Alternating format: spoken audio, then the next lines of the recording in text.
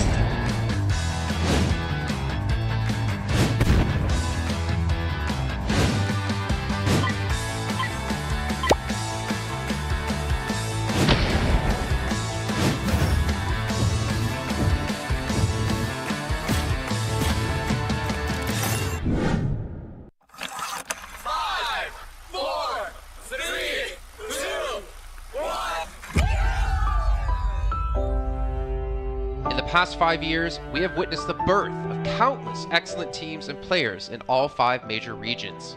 They are still remembered by us to this day.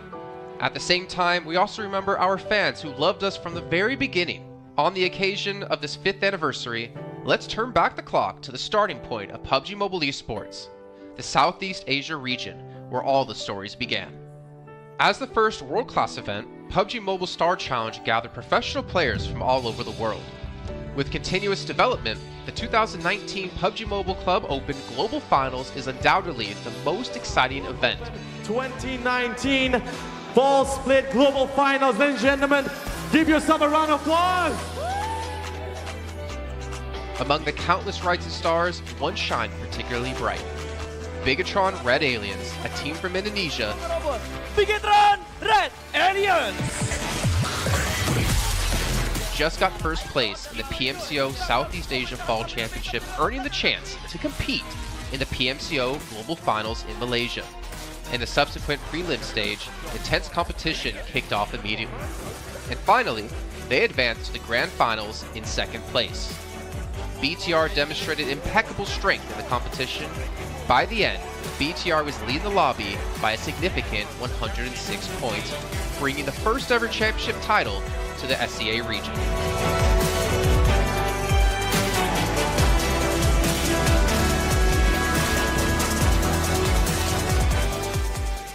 Di saat itu siapa yang nggak kenal dengan nama Bigatron gitu? Tim yang punya segudang prestasi, mereka juara dunia di PMCO Global Finals tahun 2019. Mereka banyak banget melahirkan pemain-pemain berbakat, Zuxi, Luxi, Ryzen, Microboy. Terus habis itu Zuxi, Luxi juga saat mereka menjadi juara dunia, mereka berada di masa prime-nya mereka banget. PUBG Mobile Esports always strives to develop and grow year after year. That's why we made sure to continue the support and build the SEA region. In 2020, the improvement of the competitive schedule introduced the World League, which later became the World Invitational. We also launched the PUBG Mobile Pro League, where even more outstanding teams joined the competitive stage.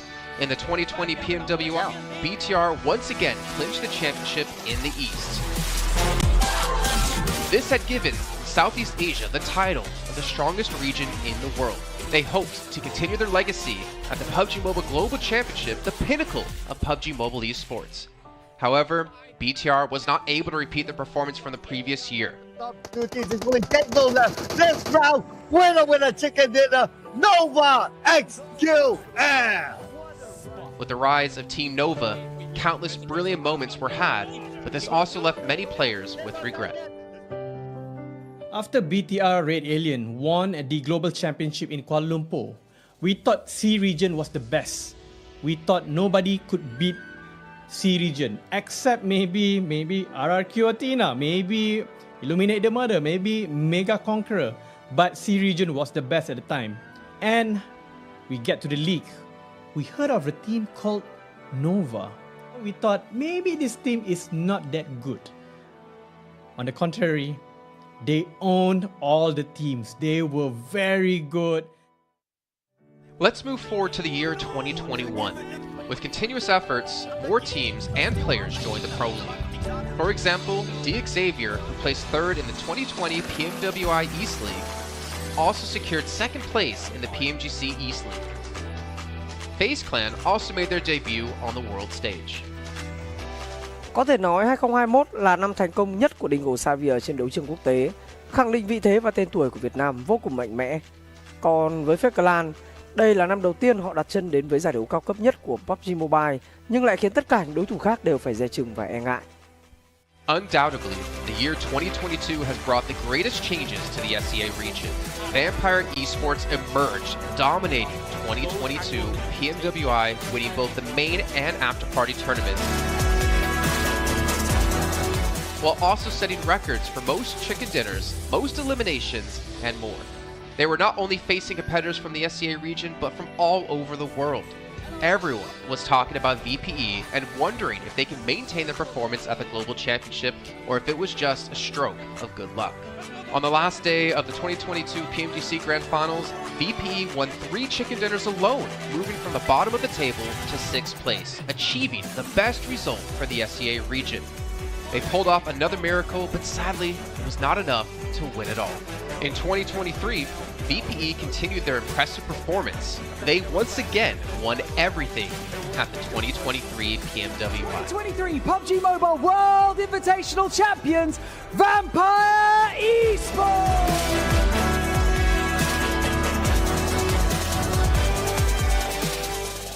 ก็ย้อนกลับไปในปีที่แล้วนะครับเอาจริงก็ผมมองว่าน่าจะโอ้โหไม่มีใครที่จะมองว่าทางฝั่งตัวแวมไพร์จะซักเซสได้ถึงขนาดนั้นนะครับเพราะยุคนั้นเหมือนทุกคนจะโฟกัสไปทางฝั่งตัวอินฟินแล้วก็เฟสแคนที่มีแบบว่าผู้เล่นดังๆนะครับแล้วก็ถ้าจำมันได้เหมือน PMGC ปีล่าสุดมากินไก่แบบเบิ้ลติดๆกันในวันสุดท้ายเหมือนเอาจริงน้องๆก็เคยบอกเลยว่าเฮ้ยเราเครียดกันไปหรือเปล่ามันเป็นตัวเองดีกว่าเล่นแบบปล่อยจอยได้แบบจอยเลยสุดท้าย3 จะติดจบอันดับ 6 ของโลกซะอย่างนั้นนี่นะครับแวมไพร์สปอร์ตเหลือเชื่อจัด But don't forget, Alter Ego, an Indonesian team, showed a very strong performance by winning the Super League twice.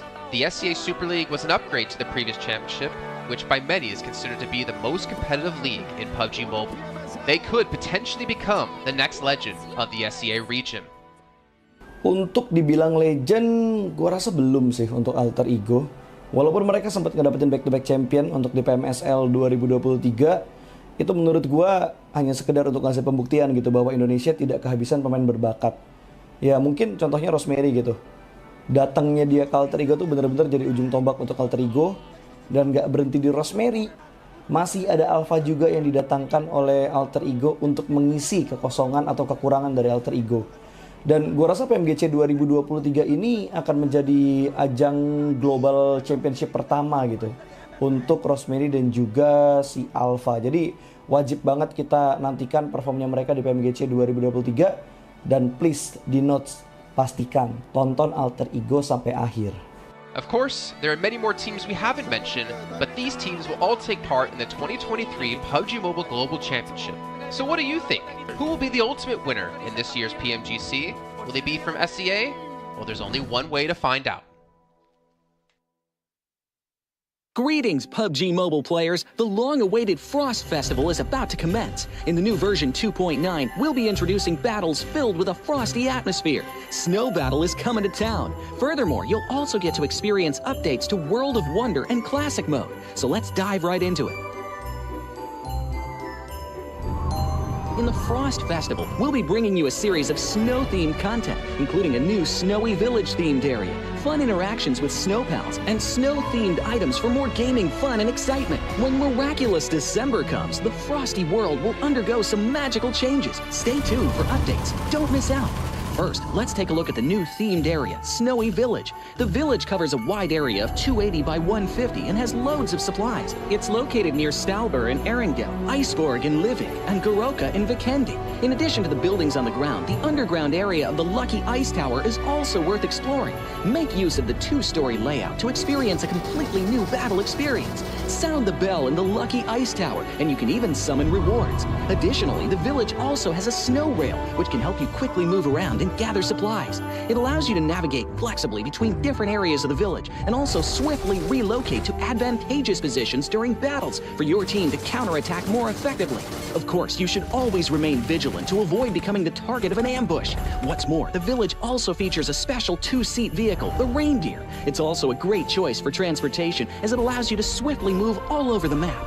For intense battles, we've also prepared festive and practical battle equipment for you. The Snowball Blaster and Snowboard. The Snowball Blaster can be used in many ways and has loads of functionality. When you aim it at the ground or a building, it can create a snow pile cover for you. When used on enemies, you can temporarily transform them into lively snow pals to restrict their movement.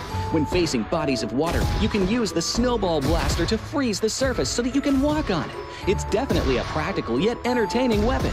After transforming into a lively snow pal, you will be unable to use firearms to do battle. You'll only be able to rely on basic actions such as walking, running, jumping, and swimming to evade enemy pursuit. It takes some time before you can revert to your human form. Let's build a snowman together. The snowboard will also bring you a whole new experience. Apart from helping you glide and move on various surfaces, it can also be used with the snowball blaster. Explore the many possibilities and use these two items to have all kinds of fun. We've also designed various interactive mechanics, such as searching for snow toddlers, lucky ice, and the snow blast zone. When you encounter a lucky snowman on the map, don't be in a rush to leave. There are 4 lost little snowmen hidden near the lucky snowman. Search for the 4 hidden snow toddlers and bring them back to the large snowman. You'll then receive a token of gratitude. There are lots of lucky ice scattered across the map. Shatter the ice to get the supplies inside. Try using a melee weapon to break the ice more easily. Furthermore, you'll find that snow has engulfed some red zones on the map, and the falling snow will bring about many interesting effects. Players within a snow blast zone will be transformed into a lively snow pal if they're hit by the snow. If the snow lands on the ground, a snow pile cover will be created. In this World of Wonder update, we'll be introducing a brand new transformation skill gameplay and a catch me hide and seek gameplay for you to enjoy the transformation skills to the fullest. Of course, you can also use this skill to create more interesting creations. We've also added a Snowy Village map template to celebrate the Frost Festival with creators. Additionally, we've also made some updates and improvements to gameplay devices, game parameter settings, and the editor. For more details, please follow the official PUBG mobile community. We'll continue introducing the latest WoW content to everyone. As for Classic Mode, we've also made some improvements to vehicles, firearms, creation mode, emotes, settings, and more. First, we've enhanced the designated marksman rifles. Some DMRs can be equipped with the full auto mod to fire in full auto.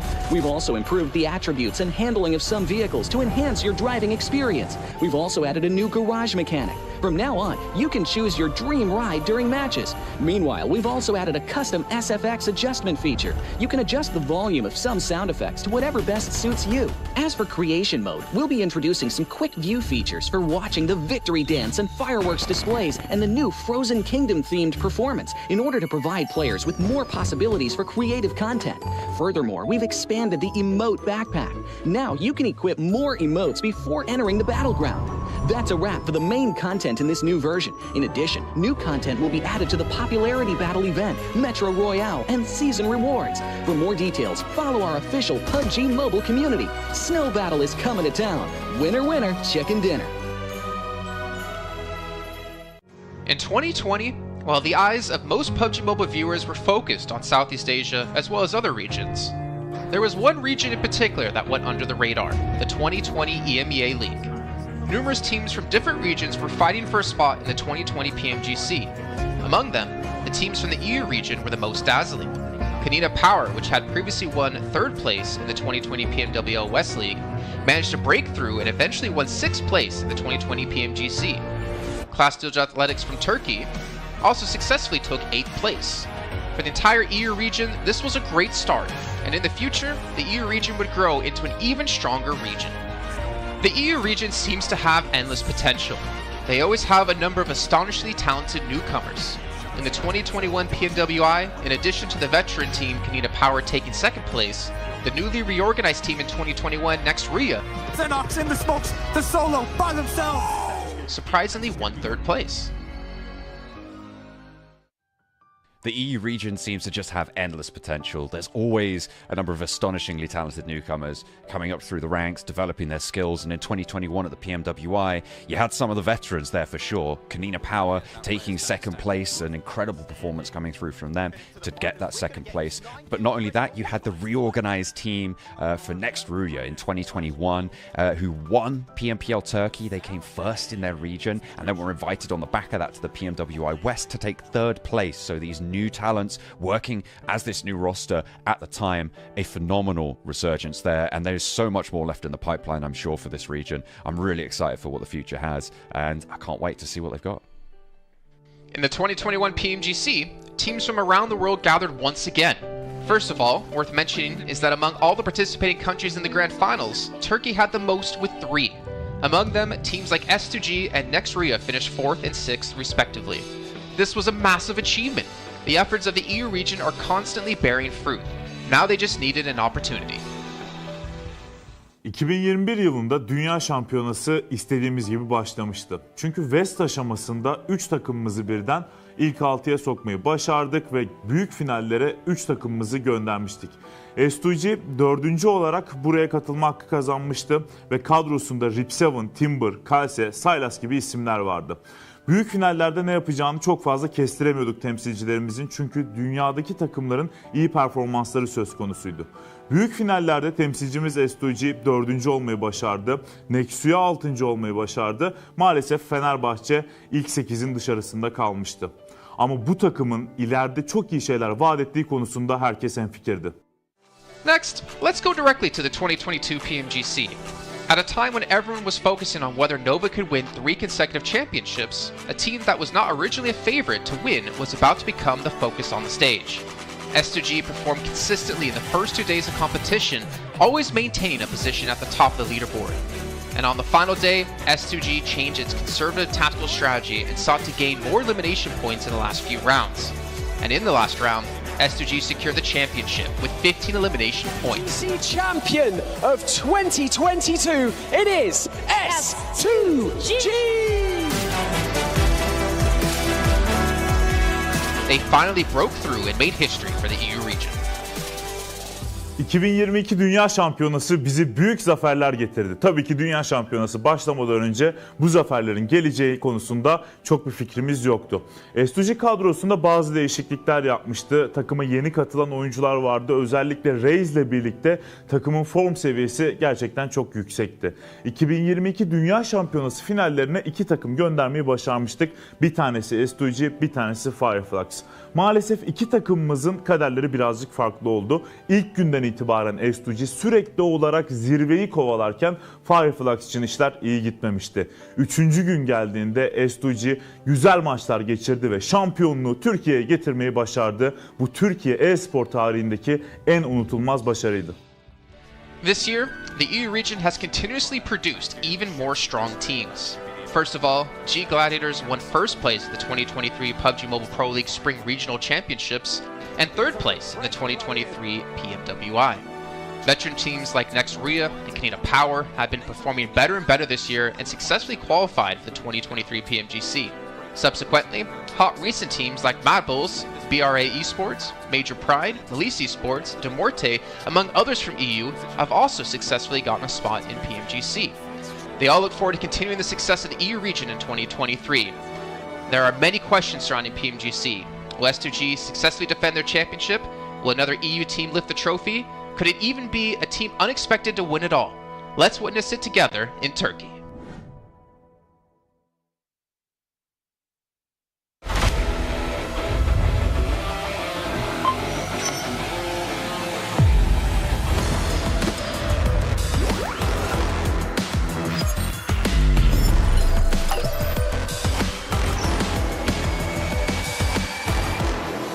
Investigator. Join the Investigator team and let's protect the game's fairness together.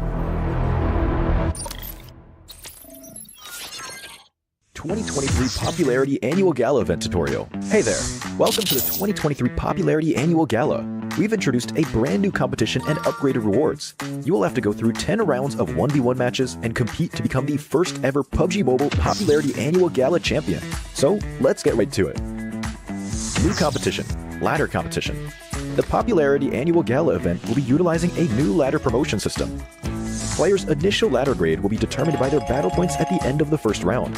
Ladders are divided into 6 grades: Triple S, Double S, S, A, B, and C, with Triple S being the highest. Ladder promotion rules. Players are ranked based on the popularity they gain during the battle period. For rounds 1 to 9, the ladder results are settled at the end of every round's battle. Apart from ladder grade C, each ladder has 100 spots, with the top 20 promoted, the middle 60 retained, and the bottom 20 demoted. If you're trying to move up the ranks, be sure to stay within your ladder's retained threshold or higher before each round is settled. Additionally, ladder grades can only be promoted or demoted by 1 grade at a time, so your performance in the assignment round is crucial. Be sure not to miss it. Final showdown. Based on the rankings from the previous 9 rounds, round 10 will be the decisive showdown to determine the final rank and ladder grade placement, including the champion of the 2023 Popularity Annual Gala, who will emerge as the ultimate winner. New exclusive rewards. At the end of round 10, rewards will be issued based on the player's ladder grade and final rank. For outstanding players, they will receive exclusive rewards that can showcase their supreme honor both in and outside the game. In-game rewards include the honor title, honor name tag, and honor avatar frame, which are sure to make you stand out. Moreover, there are also physical trophies, interviews, custom-made popularity gifts, official social media promotion, game exposure, and other exclusive honorable rewards. Gain global renown both in and outside the game. What are you waiting for? Participate in the 2023 Popularity Annual Gala now.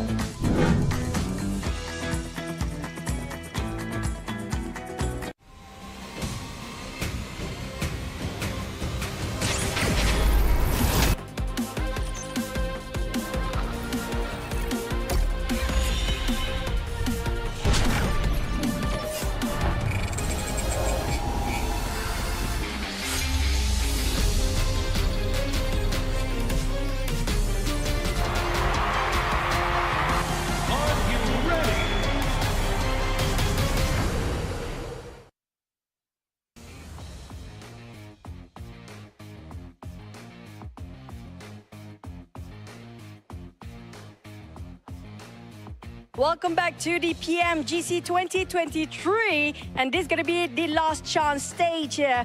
And I'm live in Malaysia, Battle Arena PJ, with me none other than Potato coming out from Alter Ego. Now starting off our questions and brief interview for the day. Now, for Alter Ego, you guys were PMSL champions back-to-back for 2 seasons, but it feels like there's a lot of challenges for you in the PMGC League stage.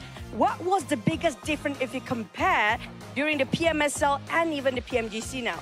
Oke, jadi buat Alter Ego sendiri, kalian itu back-to-back champion di PMSL dan sekarang kamu berada di survival stage PMGC. Jadi apakah perbedaan di antara PMSL dan PMGC itu sendiri?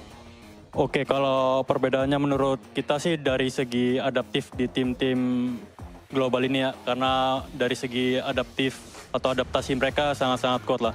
Jadi mereka nggak ada patokan mau gameplay gimana, jadi mereka menyesuaikan dari segi gameplay. Okay, if you ask me the difference between PMSL and PMGC, most of the team at this PMGC, they know how to adapt with the situation. They don't have like one specific play style or they want to play passive or aggressive. No, they're not doing that. They just adapt with the situation and improvise from there. So I guess that's the biggest challenge for them as well then. And now, based on yesterday's matches, are there any adjustments? Since today is your last day playing as well, you have to wait for tomorrow. Will there be any adjustment for your team to just make it for the next stage and get a better result? Oke, jadi buat hari ini adalah hari terakhir buat Alter Ego sendiri. Apakah menurut kamu sendiri ada sesuatu lah yang kamu ngerasa bisa nggak kamu lolos ke survival stage nanti gitu? Apa yang kamu harus lakuin buat kamu lolos ke survival stage? Apa yang harus kita lakuin sih pastinya lebih ke mematangkan kesalahan kemarin ya. Jadi kita belajar banyak dari kesalahan kemarin. Kita benar-benar adjust lah untuk hari ini karena hari ini kita terakhir bermain dan grup green besok masih grup red dan yellow masih bermain.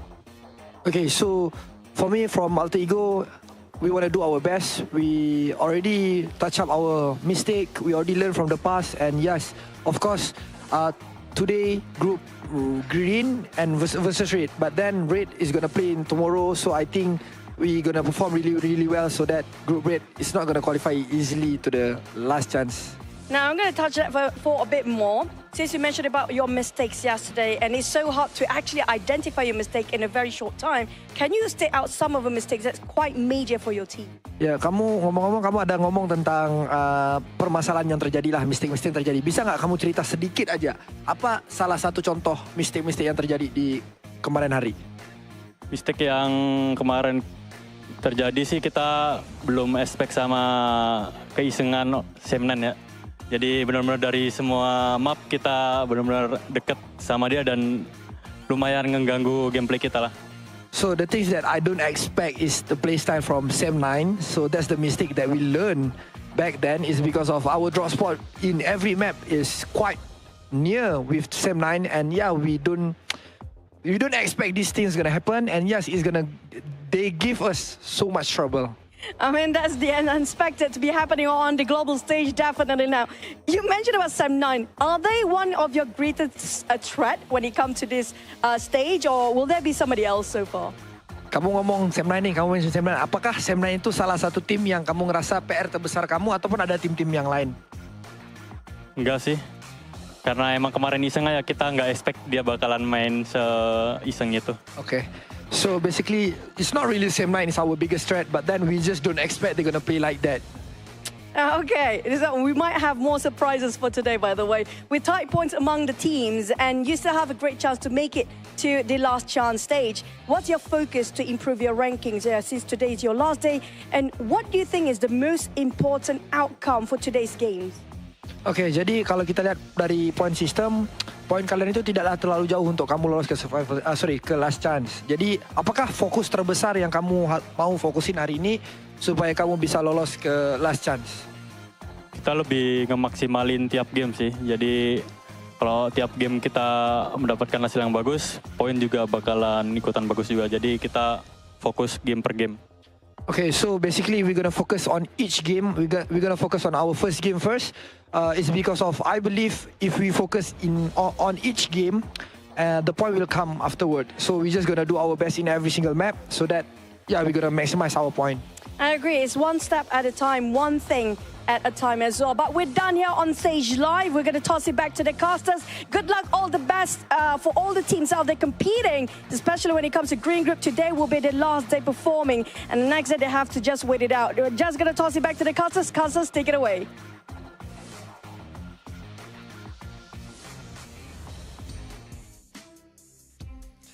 Well, as you heard there, Potato, Alter Ego, and all the teams from Group Green, this is your last chance. Your last 6 matches to get as many points as possible and potentially keep yourself in the safe zone. I'm Jason Kaplan, and we got Maxman and Kalaris here on the desk to break down everything happening, obviously, yesterday and what's to come up today. And honestly, Max, well, no, wait, I'm not going to go to you, Max. I'm going to go to Kalaris first. Alter Ego had a rough day, to say the least. Yes, they did, and I VOD reviewed them quite extensively. So obviously we heard in the interview there that, you know, CM9 was one of their downfalls. Luckily for them, they're not playing today. However, I think that is not the issue for them. Yesterday, the issue for them in 4 games out of the 6 was unnecessary risks. You think back to the Sandhawk, you get caught in the water, BTR takes you down, you're done. You think, and the other water scenario on Erangel as well, that was not required whatsoever. The first game on Erangel, where they're coming late to the circle, they're trying to go for a central spot. You're too late. Try and play edge instead. Again, another unnecessary risk.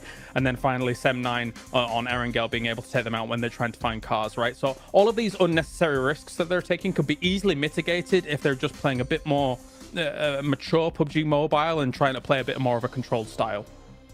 Well, there you go. Before we can hop into some more analysis here, Max, I know you're just ready to talk. Got to remind you guys at home about the Infinix GT10 Pro official smartphone here at PMGC 2023. And while you're on your new lovely device, make sure you check out TikTok with the tag PMGC 2023 to find out some stuff behind the scenes, hopefully some interviews, hopefully anything for you guys to watch. And of course, if you do post about the event, make sure you use the hashtag as well. But Max, as you heard Kalaris break down Alter Ego, there's another team out there we really have to focus our attention on, a team who had a special invite into the group stage. It's G Gladiators. I don't know. I don't know if I want to talk about them. I'm making you talk about them. I don't know. I want to talk about them. I mean, Gladiators, we expect more, right? I still believe in the Gladiators cheese. They're going to cheese until the very end here, Jason. They're going to maybe qualify to the survival stage, to the last chance, should I say, with just a few points. But I want to look onto other teams possibly, because we got also a big shift of groups, right? And one of the few teams that's been added to the mix today that I'm especially excited to see play is going to be Enigma Galaxy. They played exceptionally well back in their Group Red, and especially with Coops, he was the second top fragger of his group. One of the best pickups, I would say, in the entire year of PUBG Mobile eSport, right? With how they are able to take these fights now, how aggressive they are. I'm especially interested to see how they're going to fight for their spot in Pachinki on Erangel against, I believe it's Xavier, how that really unfolds. But Enigma Galaxy has to be one of the teams that everyone is looking at to qualify for the grand finals, so they're a very big favorite for me here going in these matches. I'm hyped for them. I'm also hyped for Duxan as well, because South Korea, let's go. Here we are. Oh. They're awesome. They're awesome. And I mean, to be fair, they had a great start to their group initially, and they kind of fell off slowly as time went on. But I've said it multiple times, as South Korea constantly gets more and more days, more games on the board, they're great at assimilating information. All of their teams, all of the teams that qualify for PMGC. So I'm hoping for Duxan to prove big here again today. That was great analysis about gladiators, by the way. I was going to say, well, that's great stuff to talk about, obviously, Enigma Galaxy and Duxan. But, Max, I really want to hammer home about gladiators here. My attention actually are over towards potentially Inco Gaming, because obviously they've seen their brethren teams of Alpha 7, of Loops, of Influence Rage perform pretty well. I'm curious to see if they can rise up and be another Brazilian strong power team. But also Hyper, because the roster they ended up fielding in Group Red wasn't the roster they ended up fielding in Americas, or the team they ended up fielding in North America PMPL. I mean, to be fair, GFan on the roster was surprised to see them do so well in the group, considering GFan's kind of been out of the team for a while now. But they have, I guess, a lot of pressure coming their way from North America in general, considering they're our only representative. And I don't know. It's going to be tough, man. That's all I can say. I know that Zifan is watching a lot of, doing a lot of viewer parties, watching a lot of the different regions. So I think that might have helped out, actually, because he knows kind of what to expect in these matches against all these different teams, how they're going to rotate, and how these matches are going to be unfolding. So maybe that has been helping them out quite a bit. But it can't help you against the domination of Brazil right now, because Influence Rage are just running away with it. And as you said already, talking about Inco, Jason, they have already played at this stage. Nenebich in particular, one of my favorite players of the region, that I would like to see them potentially climb up. But that would be too many Brazilian teams almost in the grand finals. There can't be all of them. That's not possible. Or could it? I don't know. We'll see. Obviously, still a lot to come up down the way. But we can see a comparison here of Mad Bulls up against Enigma Galaxy. And Mad Bulls obviously struggling when it came to placement points, able to put up a ton of eliminations and obviously double chicken dinners as well. We could see just obviously the performance when it came to group stage quite different when it came to eliminations. For me, Enigma Galaxy, I do feel like they were the one surprise for me, especially out of Group Red, to not advance through to the grand final straight away. I mean, they just fell short of Morph by a few points here and there, because Enigma Galaxy had a great start, and we know this team as a very formidable roster. I mean, I think a lot of people put a lot of stock in if Coops is gone, then if he's eliminated early, then maybe they don't have much legs to stand on. But I don't necessarily hugely agree with that. Of course, he is a force to be reckoned with, right? And somebody that is going to be sitting very strongly with him, as you can see here with the 43 eliminations. But this team still is able to play a macro game, even if Coops is gone. It's just that he is quite the powerhouse to speak of. I mean, thinking back to PMWI, Max, we did see Coops kind of be similar to Nomi, similar to Matic. He was kind of off by himself, but also the funny thing was he was the tip of the spear, it seemed, in most parts. He would be like the first one to cross the roads to get position for his team, but he'd be so confident and so successful to be able to do that it allowed Enigma Galaxy to kind of adapt their style quite a bit to how Coops can perform to his best. If you're Enigma Galaxy, you don't need an IGL. You just need to, Coops is engaged, we just follow Coops. Enable him. No, just enable Coops, exactly, to kind of take these fights, because clearly, as you said, he is the spearhead of these scenarios. He is the one that is leading the charge for this fight, and a lot of the time it's very successful when it works out that way. And the rest of the team, sure, they can frag out. We know Lord, we know Freak, we know how Rauf can also pop off in these matches, but clearly it's just the setup around Coops. If he gets knocked, pick him up. You want to keep him alive as much as possible, which is what I wanted to see almost from Quest with Al-Hajj, but it's just not been the case. Al-Hajj has been going out early, so it goes to show how important it is to keep a star player like Coops alive until the very end, because it increases your odds of winning those matches pretty significantly. So yeah, I hope that it's going to work out for them, though. If you're looking also on this graphic, Radio Seal, currently Reject, we had some great moments, right, Kalaris, in the group stage, but they've been a little bit invisible currently at the start of this tournament. There's still a bit of time for them to come back and hopefully qualify for the last chance, but Reject have not had the start I was expecting, and that might be also off the back of that long break between Group Green and now this point of the tournament. Honestly, I have a bit of a grim outlook for Group Green, in my opinion, once we take a look at some of the highlights, because, I mean, you've got 6 of their teams not able to make it happen yesterday, right? I think Alter Ego was the top out of those 6 teams with 22 points, and that's kind of why I focused on them a little bit in my VOD review from day to day, because I do feel like Alter Ego is the one that can try and get out of that rut that Group Green has put themselves in yesterday, because it is their last chance today. So much so that I do believe that Alter Ego will make some big changes coming in today. Like, for example, I think that they're going to go north on Sandhawk because Hyper goes down towards Camp Charlie, which was a backup drop since they moved away from that northwest island, for example. So we'll see if that actually pans out here today. But yeah, I think they've got a tall mountain to climb as Group Green today for the most part. I will say this, I'm 100% in agreement with you, Kalaris, but one thing we can't forget about is that the difference between 16th place and 8th place is 15 points. Now, obviously, if you're Milicia in the situation, that's over doubling your points, but it's not that big of a gap at the moment, so it's really going to come down to those potential 1, 2, 3 points. That means whether you're into the last chance or your unfortunate PMGC run will be done. So it's still extremely close, but yeah, it is kind of eye-opening, Max, as we look at Group Green just struggling down towards the bottom of the leaderboard. Yeah, actually, I got a few numbers right now. Group Yellow, on average, have 40.5 points. Group Green have 26.3. So there's a pretty significant disparity between the teams that are between these two groups. It is going to be a bit rough. There's room for them to, of course, catch up here, but as we know, for the survival stage, it's only 2 days. The team of Group Green only have 6 matches remaining to have an impact on the leaderboards. And after, I mean, Kalaris in esports, this is always the worst scenario to be in. You just got to stay and watch and just hope that the other teams around you don't perform well, which is the most insane situation to be in, because you just cannot have the impact you're hoping for anymore. No, for sure. It's a terrifying prospect to actually kind of stare down. For Rejects, of course, I think that obviously right now they got themselves 17 points yesterday. Compare that to the group stage that they had, which was 188 points in total. For me, I don't know if 2 days is enough for Rejects and rotating lobbies for them to gain traction, because Rejects' performances came in the latter stages of their group as a whole, compared to some of the earlier days and the early results. That said, as well, there's some uncharacteristic numbers that came out from yesterday. Procedure, for example, only 10 eliminations across 6 games. This is a team that can get that in one game, no problem, considering what we saw from them in the group stage. So my eyes are also on them, aside from Alter Ego, because I just think that they're capable of more. 100%.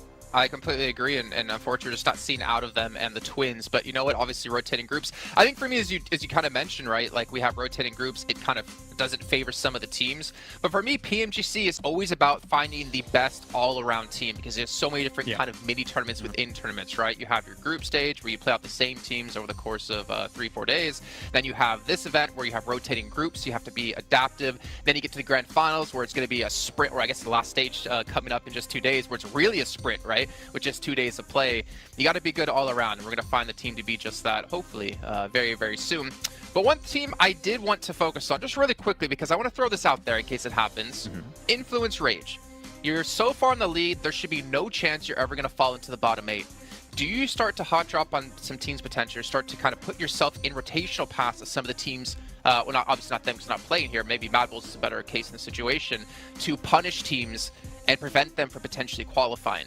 Because Influence Rage will come tomorrow, Mad Bulls is today. We always theorize this, and it pretty much never happens, right? But I want to see it! You want to see it, okay, but are the teams going to take that risk? I'm not quite sure. You could do it if you want at the second half of the day. I think now is a bit early to do that. You're safe. You're not 100% safe, so just... Mad Bulls? You don't... I mean, for Influence Rage, I would just say, just play the half of the day, just chill, normal. Then if you want, and see how it happens. I think the earlier you do it, the more responsive teams are going to be to that, and they're going to adapt around you, potentially hot dropping them, right? So if you Influence Rage, Mad Bulls, BTR, maybe you want to take a bit more time before going for a play like that. I don't know who you'd want to pick out. Maybe Rejects, maybe also Gladiators right now could be a team to take down. I don't know, could be. I have a thought.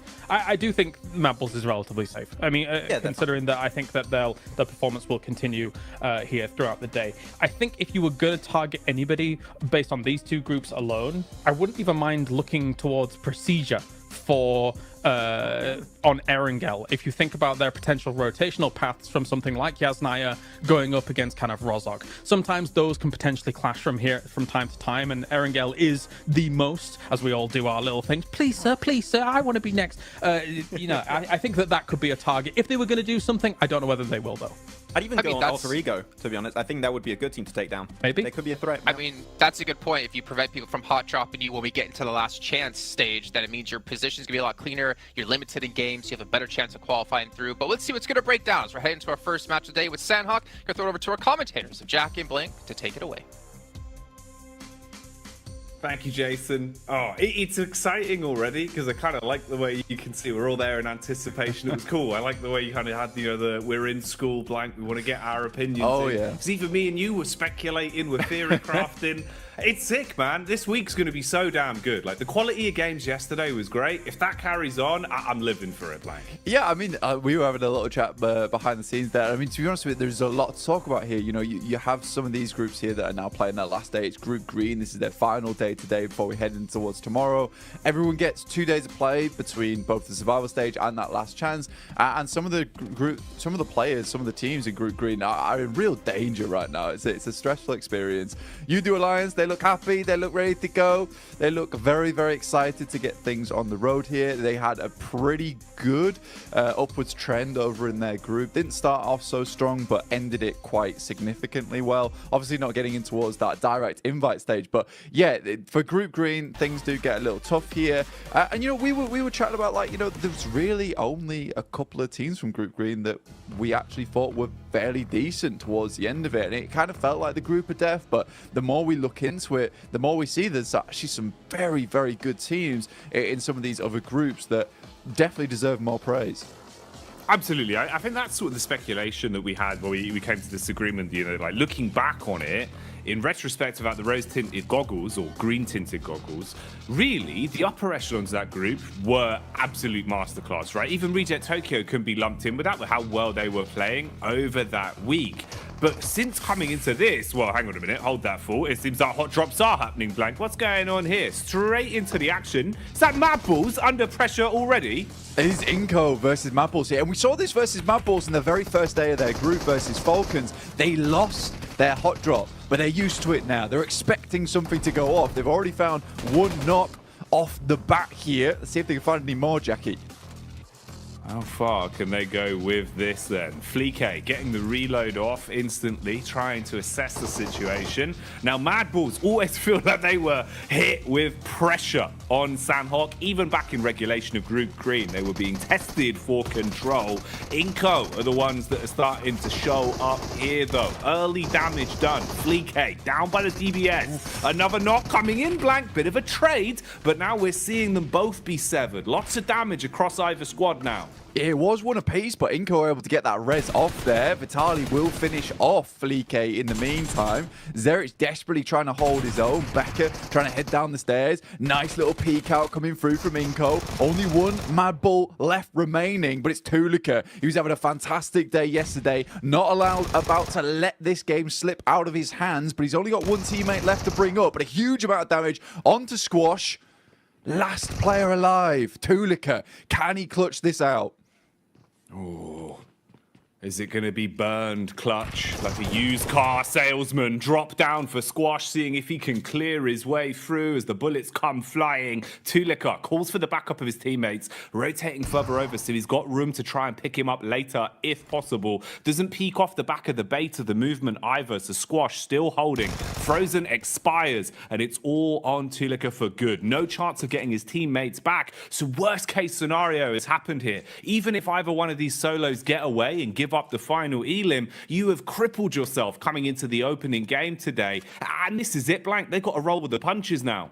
Yeah, Nima Galaxy also having a little peek in here with Ralph off in the distance alongside with his teammate. So this fight is not going to go well either way for both squads right now. Tulika is on the broadside, will be spotted almost immediately. This shotgun that Squash has found himself alongside with the SK-12 that he's currently holding on to, it is just stressful to deal with now for Tulika indeed. One shot will be enough to take him down unless he's at distance, but for the Mad Bulls, this is still sort of an important fight to win out on, right? You do not want to be losing your spot in Ruins. You don't want people to be feeling like you're an easy prey come towards that direct invite towards the PMGC, that global championship. So for anyone watching, all the other teams are already qualified. You know, Mad Bulls having to put on a bit of a performance here, a bit of a display. Goodbye.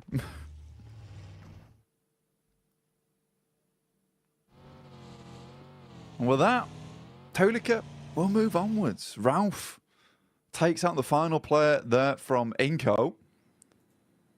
Difficult stuff ahead now for Tulika himself. Be moving forward here, Jackie. Oh man, that is a rough way to start this off, Blank. You know, we're coming into it thinking that we have time to speculate, give a bit of a lay of the land, if you will, for our viewers at home. We got Jason's favourite, just what he ordered, you know, fresh from the oven there, the hot drop specialty. Mad Balls just walking away with just the one man as well. The worst case scenario, really, Blank. And then a third party to steal that last elim. Ooh, wrap that up in a neat little package. If that isn't a little taster of the sort of shenanigans we're going to be seeing today, then I don't know what would be. You know, maybe like a beef stroganoff. Yeah, I mean, for some of these teams, some of these squads, right, it was kind of interesting because we were sort of speculating, is Mad Balls going to be the one to hot drop? In the end, they have to, but it's Inco who does engage that. And I think for Inco, maybe not the greatest thing to happen. I mean, we were talking about how, you know, here on Sandhawk, you do want to try and get as many points as possible, squeeze out as much as possible from this map, because you're only going to see one of it anyway. You don't want to go heavy on these games. Tixie all by his lonesome here. No one else to help him. He's got a DBS versus the three-man squad here of Quest. Easy, straight around the corner. Easy two-pump, double barrel action. Straight into the face of Kitsune as well. Causes him to go bounding around like a very aggressive bunny rabbit. And he's put the foot down, Blank. At least hits onto a one. The sprint out as well. Basically just offering themselves up as sacrifice there. Those are some freebies for Gladiators. You get the response in as well for the situation. Get everyone back on their feet. You're going to be happy with that. Yeah, you got to be really, really pleased with the fact that Tixie's able to hold his own on this compound. It is typically where Tixie does play as well, over towards this eastern side, able for the rest of the team to get over towards him as well. And I think that is nice. That's a nice regroup coming through from Gladiators. A lot of times they've been fairly slow on that approach. If one player is all on his lonesome, backup doesn't come half as quick enough a lot of times. So for Tixie, he is thanking his teammates, clapping them on the back there. That is a very, very pleasing result for Gladiators. Not so much for Quest, currently on 13 points. It's not really looking too good for this team, even after the absolute mad plays we saw from Al Haji yesterday. I don't know how much further Quest is going to be able to get into this tournament, but I think next year is going to be a really good year for Al Haji, no matter what team he's on. I think they've done well, at least in kind of winning the hearts of the fans a little bit as well, with the time we've seen from them on camera, the way they've come across in their interviews, and the resilience we saw, at least in regulation, back in Group Green, right? You know, for them to actually fight through and even still be in the tournament in a position where we can still be talking about them right now, Blank, at least for me, was impressive. It just felt like there was a little bit of room for them to get another step forward. It's a shame how some of the games have gone for Quest, especially yesterday. It was rough. It was raw. Misery back on screens here, though. Evos instantly aggressing, looking to try and build themselves a few points on this one. Misery got the early knock off with the UMP. Redface and Co now moving in to clear out the upper compound as well, and flushing their way through anyone that dares to peek into them. Yeah, it's a nice little fight there from Pasija Evos versus Enhyper, leaving them down to one player now. And I think for Pasija Evos, this is very well set up. Yesterday didn't look too great for Pasija Evos. I mean, they were doing extremely well over in our group stage, but kind of fell off just a little bit there towards our first day of play for Group Green. 21 points, though. It's not terrible. It's not ideal either, but it's good enough. Pasija Evos, it is just Misery now coming up against some of the players here from NASA. Xenox will open things up. And what more can he get done? Bullets down range early on. It's good high ground, good position to be in. They've got a great understanding of where exactly they could be potentially fought from. Bit of a move on the go here as well, as we see the rotation from Evos off the back of their cleanup. Now finding a bit of a safer compound to play in, but they've been startled, detected from across the road. We're lying in wait. It's Melise of all squads. Hit and miss yesterday, Blank. Honestly, to be fair with you, mate, I feel like we saw a truer test of them, at least in Group Green. You know, from what we saw yesterday, it felt like they were struggling a little bit. Even CEO later, there were times where it felt like this guy was a bit of a one-man army. I don't feel like he was as quick to the mark yesterday. I'm hoping, obviously, with a day of rest, you've come back in a little bit more fresh face today. Would like to see some improvements from them today.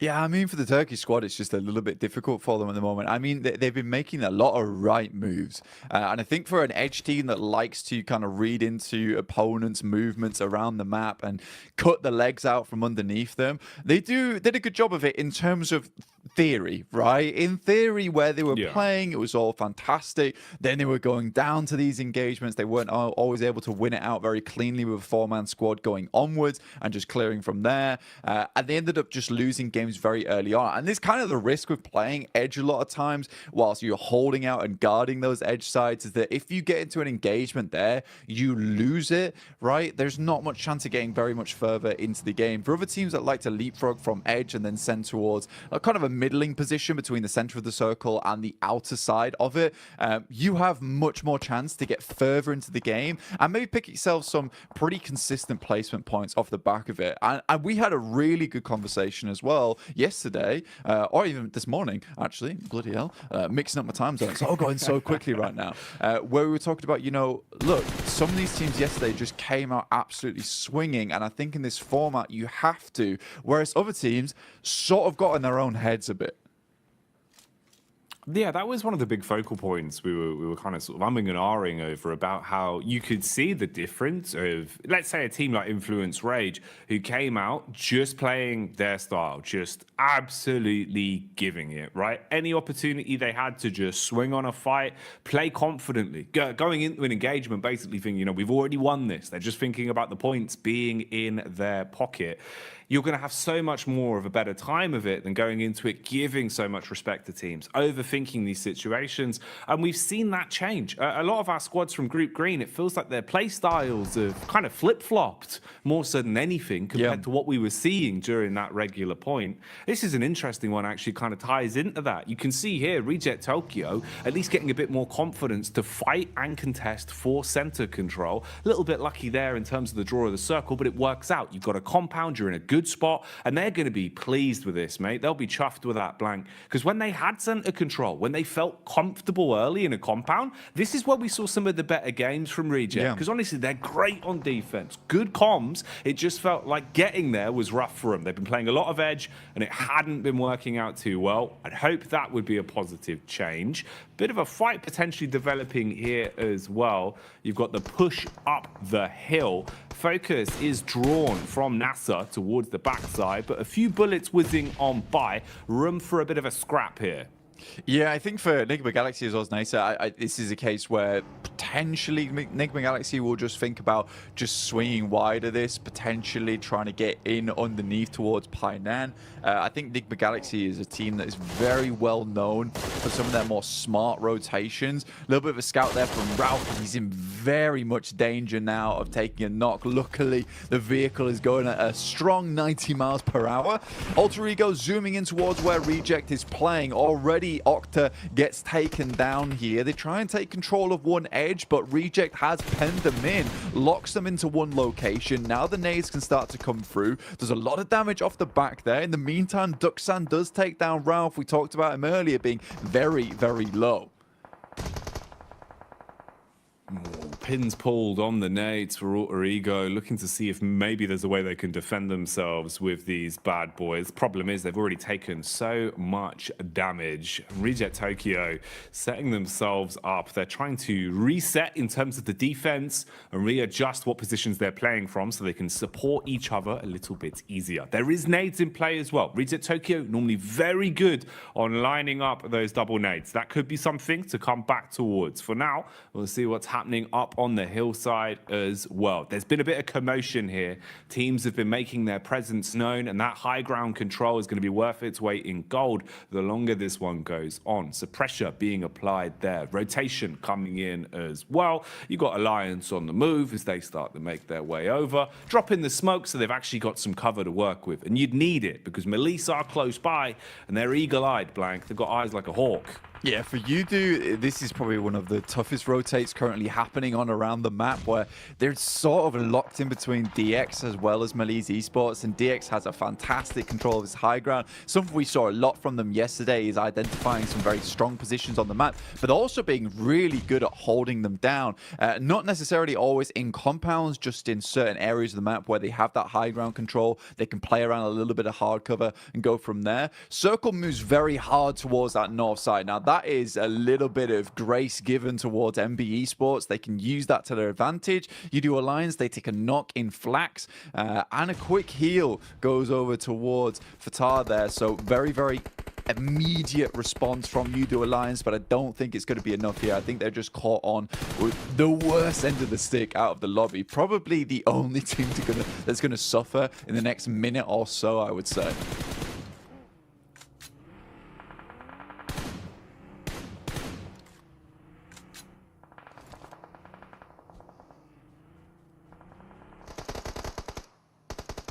Malice Esports on this side of the map. Now, Kissu does go down. Poser has a nade in hand. We'll send it over towards Nisa, but Malice Esports, again, just crumbling a lot during these days. Again, Nisa, 5 eliminations found so far. Really, really good stuff from them. I think this is interesting because it is a lot of these squads that we see a fair few times that just come into these games swinging. They tend to do well, and I would say that this is a very, very good and promising mark of the game going forward here, Jackie.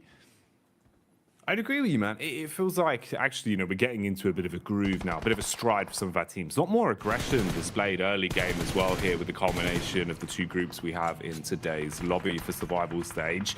Now, they were being pulled and pushed in multiple directions here. It felt like they weren't quite sure which fight they wanted to set their gaze on, but now they've been thrust into one. They have to try and survive, taking a ton of damage up against the Evos. Good lay of the land from Link as well. Knows to look towards the distance, can see just over the ridge side where his next opponent is coming from. They've got an understanding of where exactly he's playing towards, but with the bullets connecting, they're going to start to farm up these elims. Malice, meanwhile, are crashing down as well. This is Udo Alliance still trying to push over that hill. They've been doing this for quite some time, Blank, and maybe it's going to start to work out. Nice connection onto Levites. He's dropped and finished off for good, and they're still pushing in. Yeah, Cluck's doing a really good job here. I actually like the thought process we saw from Udo Alliance. Unfortunately for them, DX follow them down on that south side, which is a really cool play from DX. You don't a lot of times see teams chasing on this situation. In the meantime, Reject desperately trying to hold on towards their central compound. They left it, they moved towards that north side, but they did face off versus FaZe. But they're currently still in a strong position. Gladiators, for them, this game is very, very important. They already started things off really well with a 4 eliminer. It would be absolutely strange and weird circumstance that we see Gladiators get the majority of their points done on Sandhawk. As we know, they are horrid at this map. This is a map that they do not find a lot of success on, but already they're up to 7 eliminations. With 4 players alive, this is starting to be a really good run for them. There's an itch in the back of my brain just reminding me of one of the Sandhawk games we saw from Gladiators quite some time ago, Blank. And I just remember it starting off in the same kind of way. When the pressure's on Gladiators, when it feels like, the story's not going to happen, the crazy comeback towards the end is never going to be there. It feels like finally that Cinderella story won't be written. Something like this happens. We've seen it before on Sandhawk. I don't know what causes them to play like this sometimes, but they've certainly had their breakfast this morning, and they're coming out with some fibrous maneuvers, looking very solid in the moves they're making. 7 elims to the name, Blank. How much longevity have they got on this one? We'll keep our eyes on it because Gladiators need a good game, and the individuals are playing to prove that. Yeah, they desperately do. Right now, facing off versus Duxan, not an easy team to go up against. MB Esports, they lose Fistboy on a knock. That's to DX, who are doing a really good job over on this eastern side, just clearing their way through. Up to 3 eliminations now. Alter Ego also chiming in. Bit of a better rotate from them over towards this south side, able to take over that compound that Reject were holding on to. I think a lot of that comes off the back of the fact that Gladiator was able to get some really good pop shots between the windows, knock some of the players from Reject very much slow slow them down, bog them down. More nades sailing in from Gladiators, taking out the remainder now of Duxan. FaZe spots out some of the players from Gladiators, will take some pot shots towards them, over towards that western side. Chow gives his life for the rest of the team, but it's just Paragin now. With Lamborghini down, he is able to get in, but this is more of a survival game for them. Great circle here for the Gladiators. The last minute men, as usual, very much feels like back towards my university days where the deadline's looming and then suddenly I'm in the library for 24 hours. That's how it always goes with Gladiators, man. I sympathize them with a lot, Blank. I'm the same. Unless the deadline's there, it's not getting done. And that's the way they play. And honestly, it's working wonders for them right now. Again, you know, with every time we're looking over to them, they're starting to build up more elims. And like you're saying, zone-wise as well, they're in a good position to make a play off this. The one awkward encounter in the dead center as well is Reject Tokyo, now basically being the Reject duo, with all of FaZe in full force around them as well. So not really what you want to be. A bit of flat sharing going on, and that's illegal. It's called subletting, Blank. FaZe are going to clap back onto DX as well, finding a way to peek through the windows. An assault onto Paragin. That's an unlucky knock. Yeah, I think right now, even though he's able to get Lamborghini up, it was kind of for nothing. This little high ground the Gladiators currently have control of was so fortuitous that they got the circle on this side. Coming off that high ground is very difficult, so they're trying to milk it for as much as they can here, stay on this top side. But it's MB Esports coming in to try and challenge us for now. Gladiators need to be ready for this one. Kitsune luckily is in position as the DBS, only able to find one though, and that's not quite enough. The rest of the team instantly needs to improvise off the back of this. Sek and Mondo are down, so it's a decent start. The nades start pouring in, and it's a nice nade on the backside towards Fistboy. Just a Kaze left remaining, and Gladiators quickly clean them up there. Up to 12 eliminations now, Jackie. A fantastic start. Tixie's flying through the air. Matic is on the support. Oh, mate.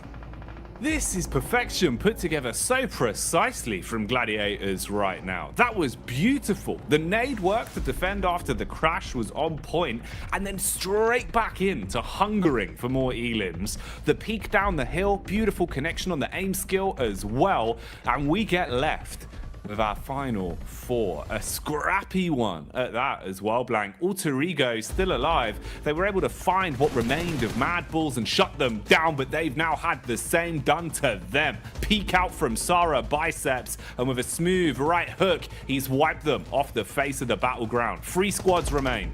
Gladiators currently on the outside edge right now. It's FaZe with a very strong position. Alter Ego still need to work their way in as well, but they went out earlier on.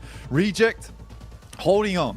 It's a good little game for them, but for the Gladiators, more points would be absolutely gorgeous for them here. If they could win out this game, they'll send themselves tumbling towards that top side of the lobby after just one match. So 20 points. Realistically, if they can get themselves 25 after this, they'll be very, very safe. It'll give them a buffer. They still will need to put in the work after the rest of the day, but they'll be in so much better stead. And taking that pressure off yourself this early on in the day is so, so nice. Taking the pressure off themselves and applying it to Reject Tokyo. Problem is, though, it's not going to turn them into diamonds. It seems like they will instead just buckle under the pressure. Bit of a peek out here from FaZe, though, as Gladiators encroach further on the compound, closing in on them, using their utility to try and blow Lufa out of the equation. Nade after nade barreling through. Swing from FaZe on the stairway as well, and that connects. Meku left black and blue, down on his last legs now as they first onto him. Gladiators with only a duo remaining, Blank. I think regardless of what happens there, I think Gladiators are fairly pleased with this result, right? Meku was always left behind to try and help the rest of the team get further up. Now it's Matic in a 1v3 scenario. It's going to be very difficult for him to pull this type of thing off. Goes for the pre-fire as the circle starts to push all these players in. Has an idea of where they're swinging. This rock is really nice to play around, but Onzen, he's on the prowl, and it will be found by the rest of the team. Mormon finishes off Matic. Regardless regardless, FaZe picks himself a nice win from a very easy rotate on that north side. But for Gladiators, that could have been a lot more for them. Either way, I think it was around about 15 eliminations they finished that game with the 6 points on top of it. 21 points is just a very, very nice start for them. And you know what? Jason might have been right to bring them up at the start of the day. It's crazy, isn't it? You know, we sit there, Jason brings out all his storylines that you think are never going to happen. And I think we hit the mark for 3 out of 3 of Jason predictions all in one game. So he's doing well today, Blank. He's doing well. Oh, look at the dance. He's happy. He's pleased with that one. I mean, starting off the day with a win here for Mela is really, really nice for him. He's got his hot water bottle in hand as well, mate. Oh, yes. Taking the heat to the next level. This is why FaZe are winning. They're bringing the heat in. They're warm. Exactly, Blank. That's madness. They got the moves inside and outside of the battleground, and they got the chicken dinner to boot as well. Can't turn your nose up at that one. But I think we do have to give a little bit of eyesight over towards Gladiators, looking at the stats in terms of what they got up to on that one as well. Yeah. That's a big game from them, right? They're actually fragging as well, Blank, which I think makes the world of difference in the sense of confidence. It's what we were talking about way back at the start of the game. At least now, having a high elim game, it should perk you up a little bit. You're not going to feel so somber throughout the rest of the day.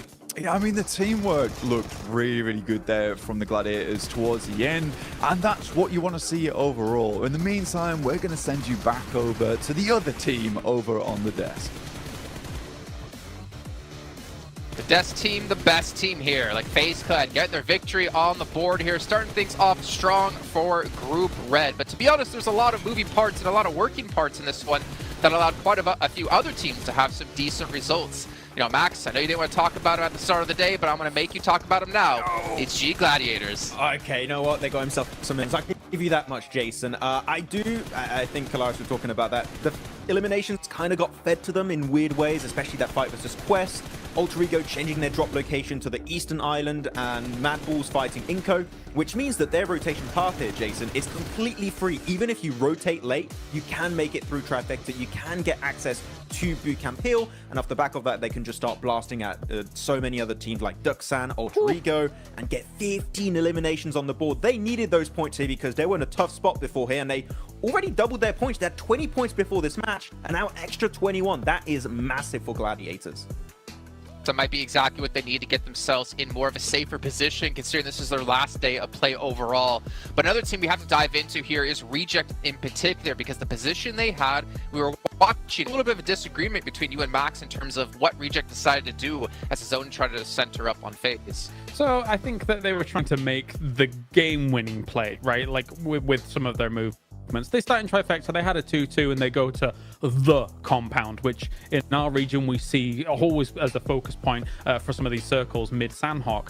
Now, they realized Alter Ego's coming in behind them. They made a ridiculous blitz through. It was risky, but they actually got a lot of points from it, 8 points in total. That's by the by. Rejects here from this point on tries to leave this compound and go north towards FaZe. I think they already took one elimination off of FaZe, so they knew that they were weakened, or in a weakened state, but it was very slow, very unsuccessful trying to breach the position of FaZe here. So I like that Rejects was trying a winning move, but it materialized. At least they got high up in this game, I suppose.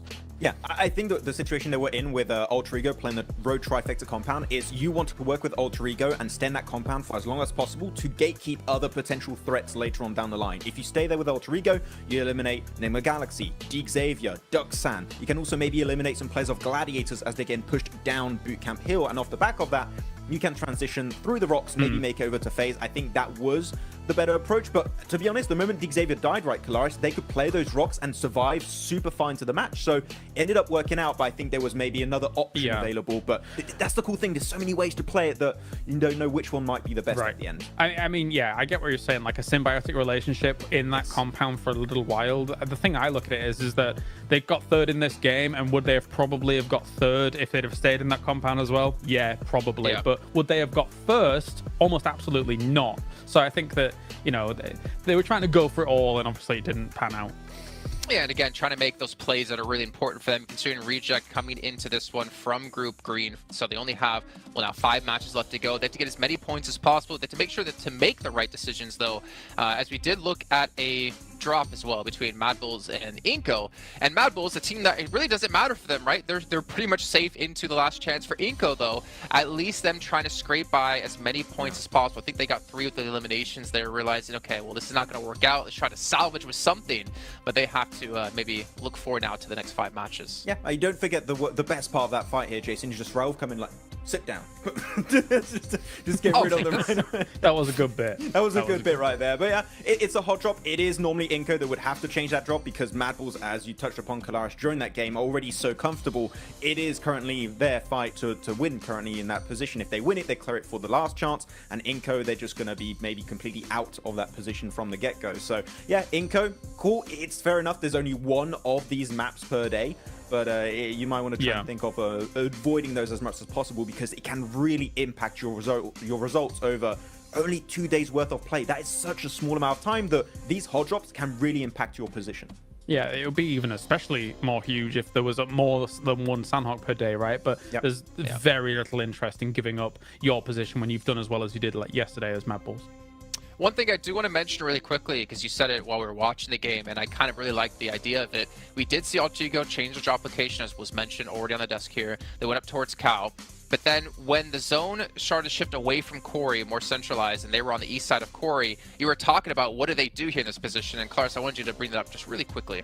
Yeah, again, they're just playing really risky PUBG Mobile. Like going for these wide rotates, going up against Quarry, which is a very difficult place to transition away from. They have to bomb it through to try and make something happen. If they'd have come in from the north, it might have just been an easier time. But yeah, they did all right. But it was, again, very risky PUBG Mobile here. Yeah. High risk, potentially high reward for Altigo, who desperately need every single point they possibly can in our final 5 matches. And it's time to head into our second match of the day, which is our first Erangel of the day with Jackie and Blake. Ooh, the first of the 3 Erangels. This is good. This is always my favorite Porsche and Blanc because it feels like we start to get the more nuanced games, right? Where we can kind of expect the more unexpected. But this lobby's already looking kind of wild. So we'll see what we get, Blanc. We'll see what we get. We're in for some treats. Yeah, I think that the guys on the desk touch on a really important point here is that for some of these teams, you know, specifically what Kalaris was talking about really interested me in the sense that, you know, Reject, they go for the game-winning play at the end of the day.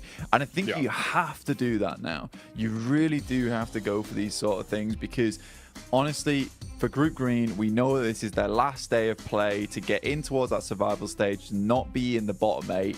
And again, because you are the group that's playing the first 2 days in a row, you don't play the last day, you don't really know what marker you're aiming for, right? You don't know where that bullseye lies because no one is on that 16th position where it's just fixed, and you can think to yourself, we only need to get this amount of points to get in. So you have to push it to the max every single game, and I think that some teams are realizing, I would say too late at this point in time in Group Green, that they have to go for these game-winning moves. That had to come through yesterday. It absolutely had to come through yesterday. I think Mad Bulls took their fate into their own hands very quickly, as did Influence Rage, who have more than secured their position over towards the last chance phase. At this point, I think they have 77 points, something ridiculous at this point in time. So I think for some of these teams, maybe it's coming through too late. You need a little bit of luck today. You need to really hit your shots. You need to be making strong rotations and maybe, just maybe, able to bump those points up just enough. I think for Quest, that instant elimination at the start of the day there on Sandhawk versus a team that most people regard as not the greatest Sandhawk team or really knock their confidence in a big way. We know Quest made it in by the skin of their teeth, literally 1 point in Group Green to get towards that survival stage. I don't know if that sort of playstyle is going to cut it here, where a lot of teams, we're starting to cut down past the teams that, you know, didn't get past the first group stage. They're now in the survival stage now where we have a lot of really, really strong teams. They won't just sit down and die like Tiamba did. No, it's not going to be anywhere near as easy or as fine of a margin. I think that's the other part as well, is the fact that that was 1 point of difference. I would imagine it's going to be a little bit more of a stark contrast here. Hello, imagine I would have cried. That would have been huge, man. Full John Rambo action to start off the day, but not going to happen. They will try and instigate the fight, though, onto Melise as best as possible, whilst they know they're a little bit fragmented over in Alliance territory. So he's going to go breezing off, and Poser will join the rest of the squad. Group up and see what they can get done. But yeah, it is very... I don't know, it's quite a curious way to start off the day, really, in terms of some of the teams that we saw playing well. It was a bit more unexpected for me. After what we saw from Gladiators, I was kind of starting to shift into that, you don't believe in the Gladiators camp. But as soon as it feels like you hit that point on the meter, that's when they bounce back. I think they do it just to, like, spite everyone. They do, man. They really want to kind of like rope you into the idea that it's not going to happen, and then they make all the fans book their tickets last minute to the finals. That's how that always goes. But we'll see if they can maintain pace, because it was a good game from them. But it's a key point that you hit on as well that I think is quite interesting, in the sense that the best they can do now is try and repeat that as much as possible today, because obviously they've left themselves with no other chances to accumulate points. So if you're leaving it up to another team to decide your fate, that's the rough part. Losing Alva off the back as well. And I think this is something that's happened a few times now coming through from the boys on the squad. And I think that when you look at this, for Alter Ego, you just maybe drop trash around Mansion. Don't go for this 2-2 split between Lipovka as well as Mansion itself. It's not worth it. With the amount of teams that saw you yesterday get trounced by other squads, of course, NBE Sports is going to come down here and start to take some pot shots towards you. Mondo's coming in with the UAS, likely to clean this one up. The best Rosemary can do is send out some smokes, try and hit a couple of shots over with the DP, but I don't know, man.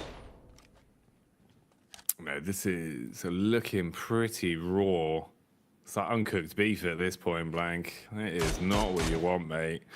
One by one, just getting finished off a little bit here for Alter Ego. They've had such a rough couple days in terms of their opening drops. And again, it does really feel like everyone's sort of passed the word around that Alter Ego is the easier team to bully on these drops, Blank. It just keeps happening. Yeah. I mean, you make yourself an easy target and teams will want those points off from you. And you don't make those adjustments, it's not going to go well in future. Max, man. Very astutely the Max pointed. update. Max update, from the Max Mansion itself. Nigma Galaxy usually dropping towards Pachinki. Xavier over in Group Green refused to give up Pachinki whatsoever. They kept dropping there every single time, even on hot drops. But this time around, they drop over towards Severny. They give it up. This is the first time they've never dropped there. And I think for Xavier, this is actually a really, really important little tidbit to go off the top of, because I like this maneuver. You drop towards Pachinki versus Enigma Galaxy. You know this is a strong team, but right now, you're currently third place, 53 points.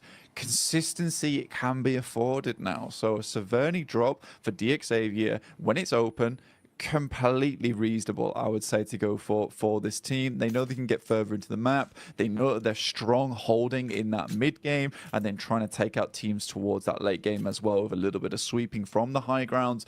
So I think this is a really good move from Xavier, and again kind of feeds into that storyline, as if you made those points happen in that first day, you have a lot of room to switch up tactics, to switch up strategies. If this is a case that Xavier would be on like 15, 19 points, they might have considered dropping over towards Pachinki and just trying to push it to the limit down there versus Enigma Galaxy, trying to win out on that hot drop and then going out from there, because those 4 eliminations would be very nice. And you can't really fear that fact of, what if we lose the hot drop? You just have to go and think to yourself, we're going to win this hot drop, we're going to move from there, we'll take that central position and give it some really good rotational paths into the late game. Everyone else in this lobby is just going to get trounced by us. You just have to think that you're a much larger team than you actually are. Yeah, you've got to embody the stature, right? Make it, look like it's hard for you to fit through doorways, that kind of stuff. Build the confidence up by making yourself feel bigger than you are. And that was what they did. I mean, even back in Group Green, right? It was kind of them versus Bra, was just like the battle of Pachinki every single time, Blank. And DX were willing to fight those down to the bitter end, limping away with one player left if they needed to, or even conceding basically an entire run on one of our games of Erangel just to guarantee that drop. So I like the fact that they've at least moved away from that here and kind of thought, all right, we really did risk it, you know, back then. Now it's a little bit of a different kettle of fish. Let's not go for those sort of plays. So good to see the improvement there and the adjustment as well to be willing to even give up your normal confident drop. Man, drop is a word that is synonymous with Alter Ego at the minute, though, as every time we look towards the Elim feed, it feels like it's Rosemary that's just taking bullets from miles away. It's so unfortunate for AE for the way these games have been going. But again, here, they're just exposed. You've got a line of sight. MBE just keep putting the pressure on and blank. Yeah, I think for Alter Ego at this point in time, it's just not looking good, right? And I think we said this multiple times at this point. There had to be a change coming today. Kalaris gave some really good points. Some very risky rotations. I think this one in particular was a risky drop as well. I think you can go for risky drops where they provide you a bit more of an idea of actually getting further into the game. But when you're dropping over towards Mansion and then split dropping in Lipovka as well, and you know that Procedure dropped towards Yasnaya, MBE Sports drop around this location as well, you're sort of playing with fire at that point in time. You know, there is just an opportunity to, look, give up on the scouting early on. We have a very good read on where most of these teams move in from, just from watching a lot of the other games that have happened throughout the group stage. Let's just go for a 4-man push over towards Lipovka. We'll split out. We'll try and sweep up towards the top side of Kameshki and move down from there. There's a lot of good little pit stops along the way on that side of the map. So for Alter Ego, again, a risky drop, which I don't think was particularly necessary here. The Xavier, kind of expected from them. Move up towards northern side, take the high ground control, and play off the back of that one. So I like this from DXavier indeed. Mad Bulls also find themselves on the northern side of Yasnaya. Very nice little quick rotate from them and a very hard shift over towards the eastern side, encompassing a lot of water in this one as well. So if teams want to get their feet wet, they certainly can if they want to live out this game a little bit longer. But for most teams, it's going to be either trying to sweep on this northern side or trying to hold towards some of these compounds on the edge. It's kind of a difficult position to play in. Some teams will be afforded some great spots early on if they were able to get here quick enough, but some teams on this outer edge will be struggling to find themselves a home. Yeah, man, this is one that's setting up to potentially be a bit of a community swimming pool circle if it keeps up like this. About 40% water at the minute, so landmass really going to be important to lay claim to early. Try and set yourself up as quick as physically possible and don't leave it up to another squad to already claim all of the compounds. The mass migrations are coming through. You can see everyone starting to make their rotate down towards the zone, trying to get there as quick as physically possible. Bit of contact on some of the players that are playing slightly more defensive as well inside of the compounds, just listening out for where everyone's heading. Mad Bulls stopping for a quick pit adjustment. Meanwhile, we've got the pull-up from Alliance down towards the compound of Rejects, and that nade was tasty, Blank. That was a 3-pointer straight onto the head of OCO. Yeah, certainly painful. In the meantime, Inco is getting picked up by Enigma Galaxy. That's on the south side right now. Both teams were rotating in, so some pretty decent shots, I assume, were being made from inside the vehicle itself. Very much a turret going through right now from Enigma Galaxy, all in one vehicle. Slightly dangerous, but it's worked out for them so far, with Inco taking one knock and a flush off the back of that.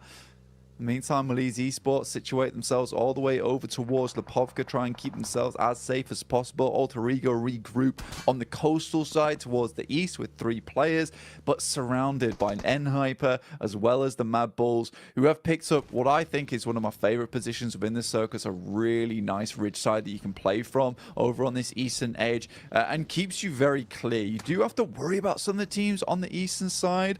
See right now, Enigma Galaxy just cannot find anywhere to stay. And this is what I'm talking about. If you come out on the edge here, you are going to be driving around a lot. And it's even more terrifying the fact they're in one vehicle, which is exactly why they try and get into a second, but not before Coops is pulled out of it. And Freak will just have to leave off the back of that. Man, it's so unlucky. You see the heads-up play there, trying to dash the smoke can before the drop, so it blooms to at least give him some sort of cover. But unfortunately, UDO Alliance had such a good angle, such a good line of sight onto that position that they've basically just been gifted a freebie, and the situation there worsens even more for them. So you're still driving around looking for a parking spot in a never-ending garage, and there will never be a parking spot blank because everyone is already set up with guns, using these parking spots as compounds to play in. Yeah, and they won't be leaving anytime soon, so you're not getting that middle space. I'm sorry about that. In the meantime, we do get a circle that moves down towards that south side, in which case Reject and UDO Alliance's compounds become very, very valuable indeed. So for UDO Alliance, currently they do have the strongest spot, which is up on high. Reject slightly safer in terms of the fact that they can just sort of sit in this compound for a while. You know that UDO Alliance, with them being in this compound, they're not likely to move anytime soon, so they don't want to expend too many grenades just sending them down over towards Reject. So Reject have this outpost which is guarded by UDO Alliance. Eventually they are likely going to have to fight against one another, but both teams in this sort of mutual agreement at the moment. Melise as well, hitting a nice shot across onto Freak and dropping the man. So the situation still just going from bad to worse, second after second, constantly taking damage and feeling uncomfortable, just playing out in the open, exposed to the elements at this point. Reject Tokyo firing off the warning shots. FaZe on the move as well. Round the side of the ridge, contact from inside of the building. Ifan spitting bullets at him, seeing if he can keep the pressure on. Mormon going to dash back with a couple of smokes as well, at least provide some protection. Koi's got the range on it, trying to debate whether or not he wants to engage on this one. If he can hit the shots with such a substantial drop, battle back as well. FaZe constantly just taking damage from either side now. A lot of HP being licked off them as well. So this could start getting a bit rough for FaZe, Blank, if they can't find a way to calm this one down. Yeah, and Hyper has got so many angles on you. GK first over towards the shack right now. Jifan taking shots from inside the building. FaZe have sort of set themselves up in a pretty horrid scenario right now for themselves. Hyper looking to potentially regroup, but again, GK first comes in with another clutch shot over towards Mela, in which case they might just send towards this. The blue is pushing them in, and an opening knock like that is absolutely gorgeous for them. First one's what you want. How many more are in store for them? Be a nice way to reality check FaZe straight away, man, off the back of their chicken dinner as well, if you could pull them down here. I don't know why GK keeps going for these shots, to be honest. So greedy. Looking to finish off Melee. You can kind of understand why he's going for it, though. You don't want to let that player live. They are able to finally flush him out, but two players out in the blue right now, and FaZe currently have pretty good shooting angles over towards them. Koi luckily does find another on Mormon. He's so up close and personal, taking a lot of shots. There's not a lot of support coming through. Ventores understands that he too needs to get a move on, and quite quickly with the circle moving in.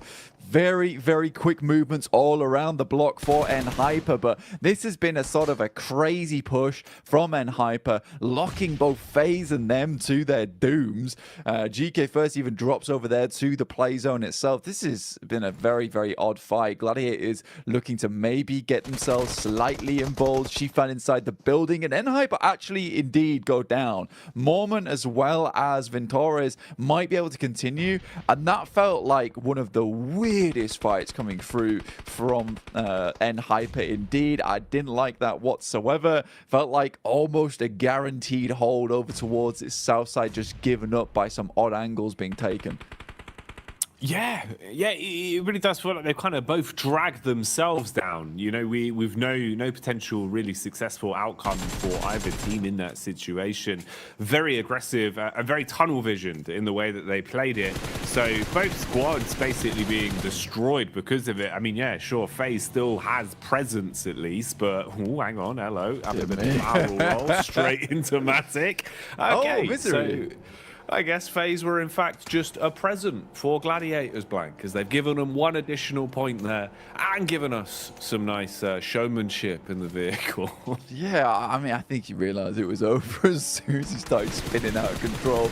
Nice shots there from Meku. CJ Evos try and stop off to get a little bit of scouting done and realise actually quickly put some gas in it, change the gears as fast as possible, please. Nice rotate from Pasija Evos. They do get in front of the guys from Gladiators, which is probably not what Gladiators were hoping for. If they could have maybe got a little bit further ahead instead of being stopped off there by the random player from FaZe coming through, maybe they would have been in a better position where currently Pasija Evos is though. But you look at the lay of land now, where we're currently playing over towards the south side. Most teams you can see situated on the southern side of the circle, right? Just because this is providing the most amount of cover, there is so much open ground to traverse through if you're coming up from this northern edge. So MBE Sports Gladiators got a bit of a weird rotation to make here. Gladiators could take the fight here versus Pasija Evos and potentially move off from the back of it. But there's going to have to be some good nades, and Kitsune does not spot the player off towards his left.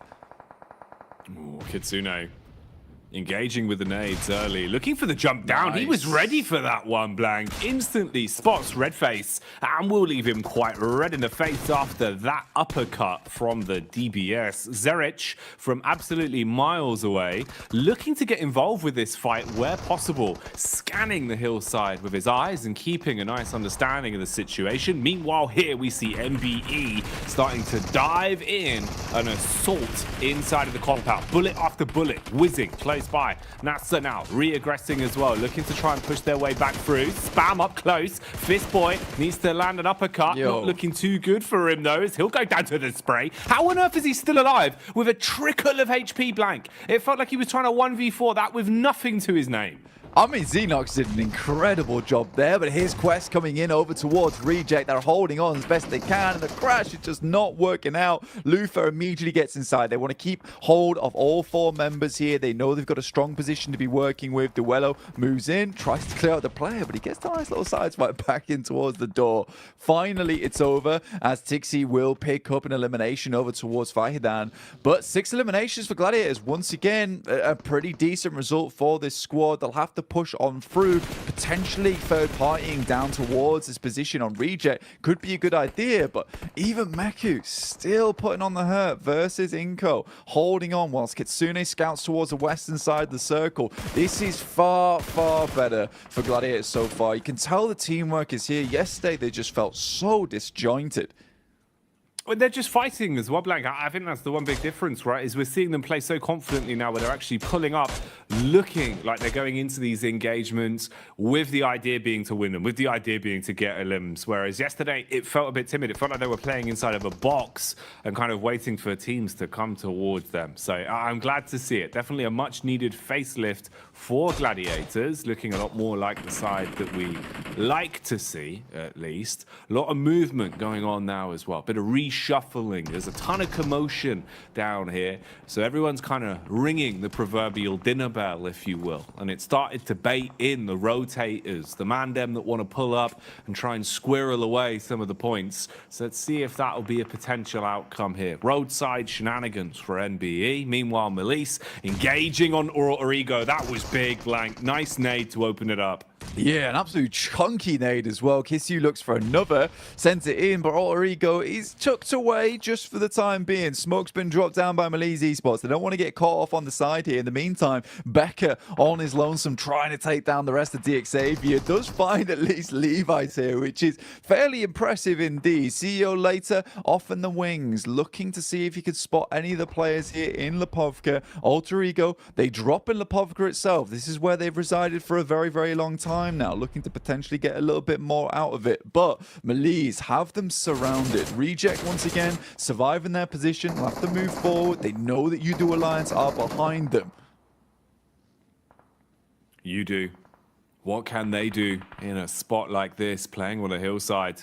Flax adjusting the crosshair, paranoid about the smoke expiring to his left, but wants to prioritize the correct angle, hoping they can get some shots off onto Reject. Once they expose themselves, they've got a three-pronged smoke wall blocking themselves at the minute, with the tree geometry providing a bit of cover as well. Slowly pushing their way up past the bushes now, as Lufa will jump in the rotate car. Oh, should have got info on that as well as he drove up. Seems like he knows he could be peeked from the ridge side. So we'll smoke that off and try and cover himself. Clark's up top, Blank. Man's got the DMR as well to work with potentially here. Seems like it's the shotgun also. Nice little DBS for close range engagements. And nades to boot. That could be a bit of a banger. Seems like it should be on target, but slightly off the mark.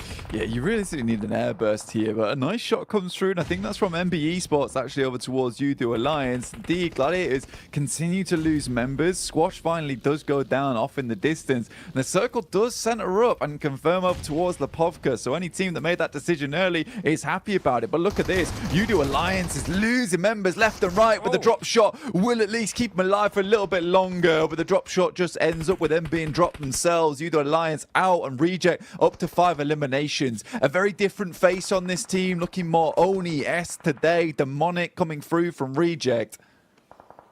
This is more what we wanted, right? You're raising hell a little bit now. They're getting stuck into the game, Blank, not playing as timid, fighting when necessary, trying to play towards center, contesting for edge control when needed. It's better from Reject, but they've got to maintain that, keep that course going. Don't let it drop off now, as they do at least find their way through the test of Udo and control that one. NBE keep popping up all over the shop. It feels like NBE have just been running back and forth, trying to stay alive from this roadside, having little moments of chip damage onto anyone that peeks into them. They're still here for now, just in front of Rejects. They're exposed if they go for a bit of a push. They're just using the smokes to hold themselves for now, but Sara is engaging with it. It's a nice first nade. Got the lineup on the second as well, Blank. The nades alone could be enough to deal with them. Man, the long arm on Sara is looking good, but nasty shots coming in from Nakaze through the smoke, takes down a fair few of them. Now Duello left to challenge versus Nakaze off in the distance. Nice shot on the edge, but quickly cleans them all up. And what a clean finish there from Nakaze at the end. It looked like it was all done and dusted for the squad, but fantastically well held out by Nakaze. Gladiators still at 4 players alive, but one of the final teams to be on this northern edge alongside them and NBE Sports. Mad Bulls up to 5 eliminations, Gladiators up to 8. They're doing good here. You asked about a bit of a repeat. We even heard about the dinner bell, and so far Gladiators have been hitting us with some nice mashed rotators at the moment. These rotates have been clean. Whatever they're cooking up today, Blank, it looks like it is fresh, not frozen. Nothing being reused here. Ooh, turning up the heat though as the kitchen metaphor continues. Have to get out of that one. Melise set ablaze, couldn't handle it. Kiss You dropped as the M4 will give him the damage. Business being done. Mad Bulls close by as well. They can start to breach and clear. Take the players out that are inside of these buildings now, but Frozen crumbles. He cracks under the pressure on the contact. And it's all getting a little bit sheepish. Constant damage being fired out by Gladiators, sure, but no one wanting to make the first mistake. You have such a sheer number of squads all close, shoulder to shoulder inside of these compounds, with only Gladiators being able to complete the push down towards the beach side. They're in a pretty dream spot right now, and it's going to be so much harder for this heat map of teams we can see all on top of each other inside of the neighborhood. A nasty neighborhood, Blank. They're not friendly neighbors. Not at all. Everyone's just leaving some horrid messages on one another's doors right now. People just aren't picking up the newspaper. They're turning the Amazon delivery guy away. They will not be handing that through the post box to their next door neighbor at all. But for Gladiators, what an incredible circle for them. Moves up towards this north side, and they've had direct contact with a lot of these teams on the southern edge. What's great about this rotate from Gladiators as well is that they forced out the Mad Bulls from this position just with sheer sheer firepower. Up to 9 eliminations, set 50 points after the back of this game, just around about 18 points behind Mad Bulls, who we know had a great day yesterday. This has been very, very good stuff from the Gladiators. And again, it's that pressure off in that first game that allows you to succeed later on. They're moving in over towards MBE Sports. Sec, barely any HP. The vehicle flies over the top and Tixie's there on a Kaze. He's quickly put down and MBE Sports is out. Oh my goodness me, Gladiators are fighting. What are we watching, Blank? Is this a Michael Bay movie? Because that was a blockbuster. They come flying through the air, hit the griddy on that one as the shot connects mid-movement. And then they just continue on as well. This is ridiculous. Meku and Kitsune just putting bullets down range, Blank. They are farming. This was a great move from Meku as well, mate. They left him behind on the side swipe just in case anyone was between the trees. Likely Meku's going to be a sacrifice in this situation, but he's got great lines of sight over towards Duxan, providing very, very difficult terrain for Duxan to deal with. They step out of the way of the bullets from Kitsune as well as Tixie and Matic. They step directly into the bullets from Meku, who's very much safe on this outer edge. Luckily, Zipian is able to get some shots back over towards Kitsune, but it's just Meku and Tixie lighting them up.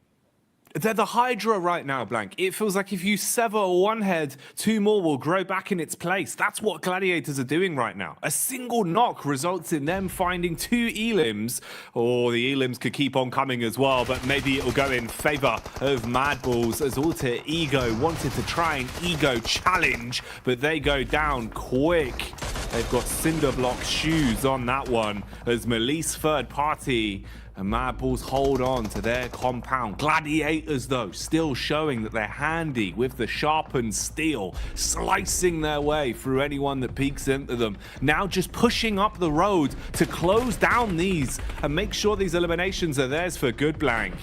Yeah, Tixie flies over towards that position, has the M4 in hand. Lovely nade over the top as well. Finds Hoxie. Now just Binny in the back here. Another nade flies over the top. Nice little Molotov. Will shoot underneath the vehicle. Has eyes on. Just needs to hit these shots now, but is sort of being cut off by the fire, by the smoke. Stands up to try and hit this one. The step out is there and Tixie gets taken down. Meku left remaining for the squad, but honestly, with the amount of damage the Gladiators been able to do, they've just been looking for those eliminations. We talked about this early on as well, Jackie, in the sense that eliminations desperately what you need. This is what you can confirm in these games. This is what you know you can handle, and I appreciate that they're just fighting for them.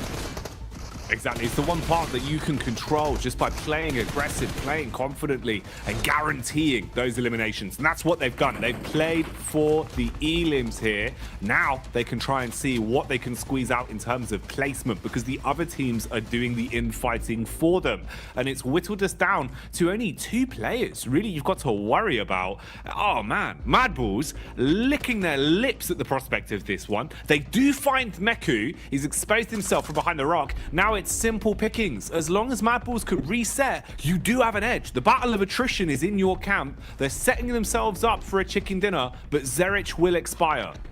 For Duxan, this is going to be a very, very important game for them. You know, 3 eliminations, it's not ideal. You go out this with a second place, 6 points, 9 points total. It doesn't feel great, but if you're able to get your chicken dinner off the back of this in a 2v3, you know, 13 points on this match feels really decent coming into the rest of the day. And with the blue pushing in, it is very, very ideal for them, but the Mad Bulls just look so absolutely clean today. They looked at yesterday as well, and they picked themselves up yet another chicken dinner. That is 3 in the space of 2 days.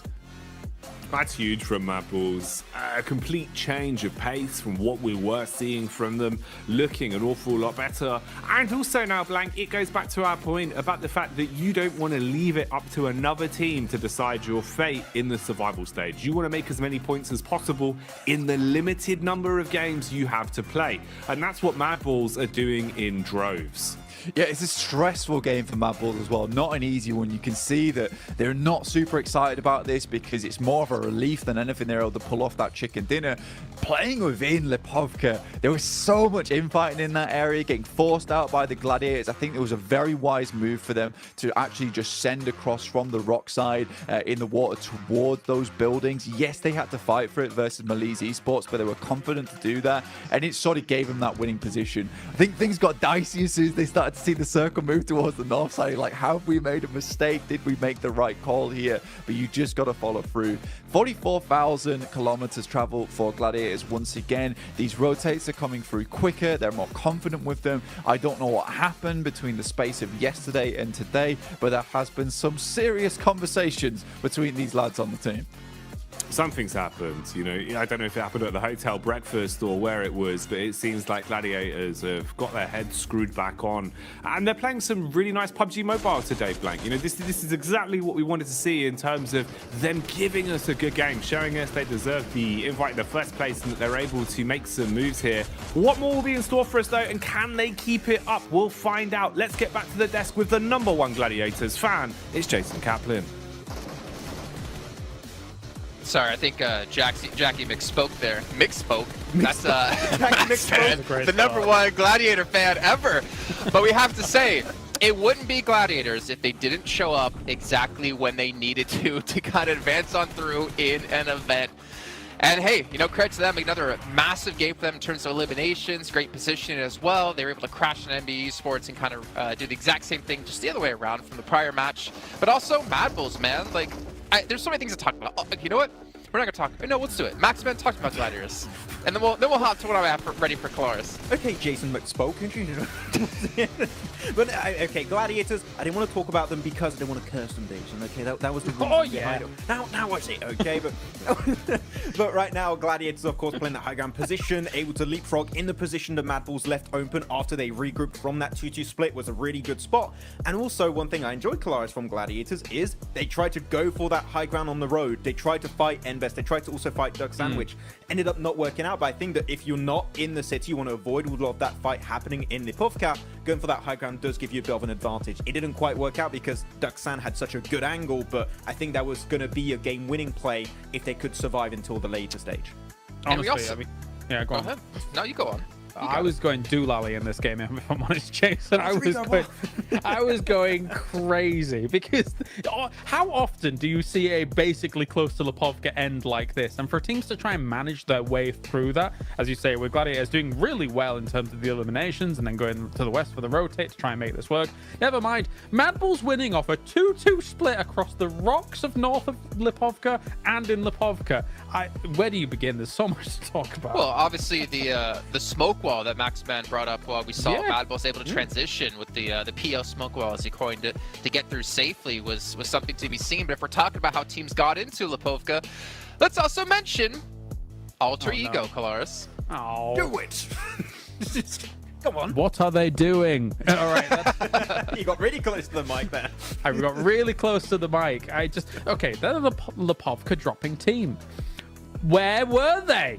They moved west, right? They lost one to Heaven as they were walking through to Heaven, which is ridiculous. And then they moved north, and then they have to swim all the way back to Lipovka. They are lost at present. They are taking, I said it before this game, constantly taking risks here in PUBG Mobile. They're playing a very risky style. They've got splits. They're walking where they shouldn't be, going where they shouldn't be. And eventually, yes, they salvaged this, but only because teams that had track of them swimming probably was Pasija, but they got kind of rocked up on Gladiators and kind of lost in the mix. So they were allowed to come back up on the shore of Lipovka. Am I taking crazy pills? Anyway, yeah, you lost him. I'm done. Well, not to mention, you also pointed out, too, when we were watching, that Gladiators is probably the only team that could see them rock up on the beach, but they were about at that 400-meter distance mark away, so potentially not seeing them. Obviously, Malise was in Lipovka, potentially not looking towards them, and we even saw Kissu like, wait, what are you guys doing in that building? How did you guys even get here? Yeah. He's going mad. I've never seen him like this. Malise was like, who is he? What's going on next door? And suddenly, they were just... Anyway, I'm done. You know what, Colaris?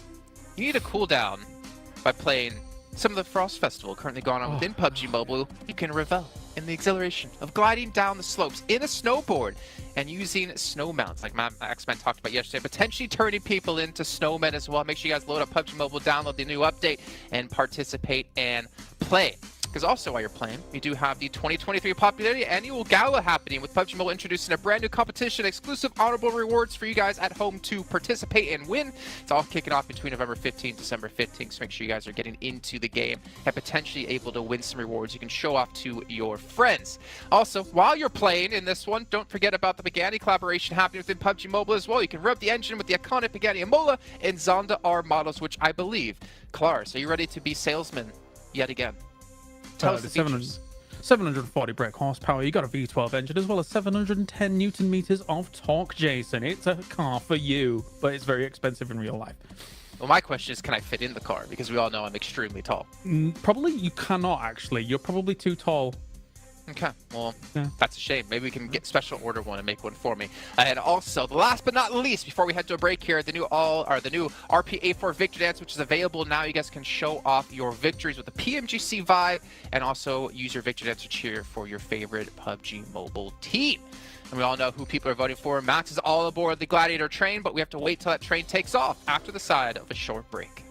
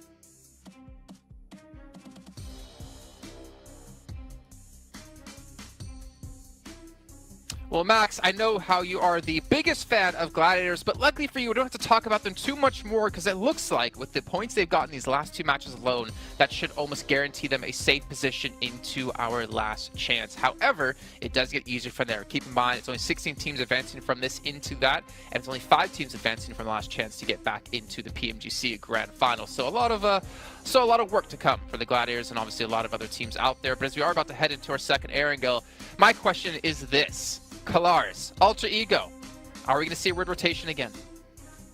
Maybe. I think it depends on the playing path. I think they're probably going to... If the playing path doesn't favor Lipovka, I think they're going to try and go for cars and maybe fight someone. We'll see. Okay. Well, thank you for your contribution here, Max. Ben, we're going to head over to our commentators to kick off our second Arrow of the Day, Jackie and Blake. It's interesting because Max always just makes such thought-provoking points blank. It feels hard to kind of, even regurgitate what he said, as it's just so big-brained. Yeah, you can't quite, grasp it a lot of times, and you do need to watch it back a few times afterwards and just really get the notes in there, understand what's going on. But I'll have to do that after the show, I think, as well, really. Well, it was a big segment. It was a big segment. Yeah. We don't have time right now to... I'd have to get out the notepad. We can't break it down. Highlighters. Yeah. No, it's just not possible. It's just not possible. But obviously, Jason just said Gladiators will win, so I get where he's coming from. Yeah. That was very clear that Jason said that Gladiators would win again. It's definitely going to be a Gladiators first place chicken dinner on this one. I think they're just playing out of their minds right now. I don't know what's gotten into them. What's quite frustrating about this, though, is that they're getting some flashbacks to last year a little bit, where they made it past the survival stage into last chance and then got pipped at the post over towards 5th place.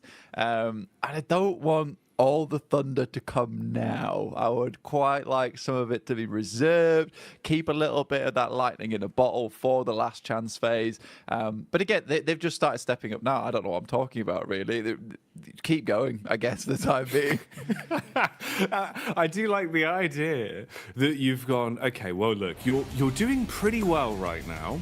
let's slow that down. Slow it down. Look, you know, if you get too big for your boots and set the bar too high, you're not going to make it there again. And they're like, this is interesting. You are right.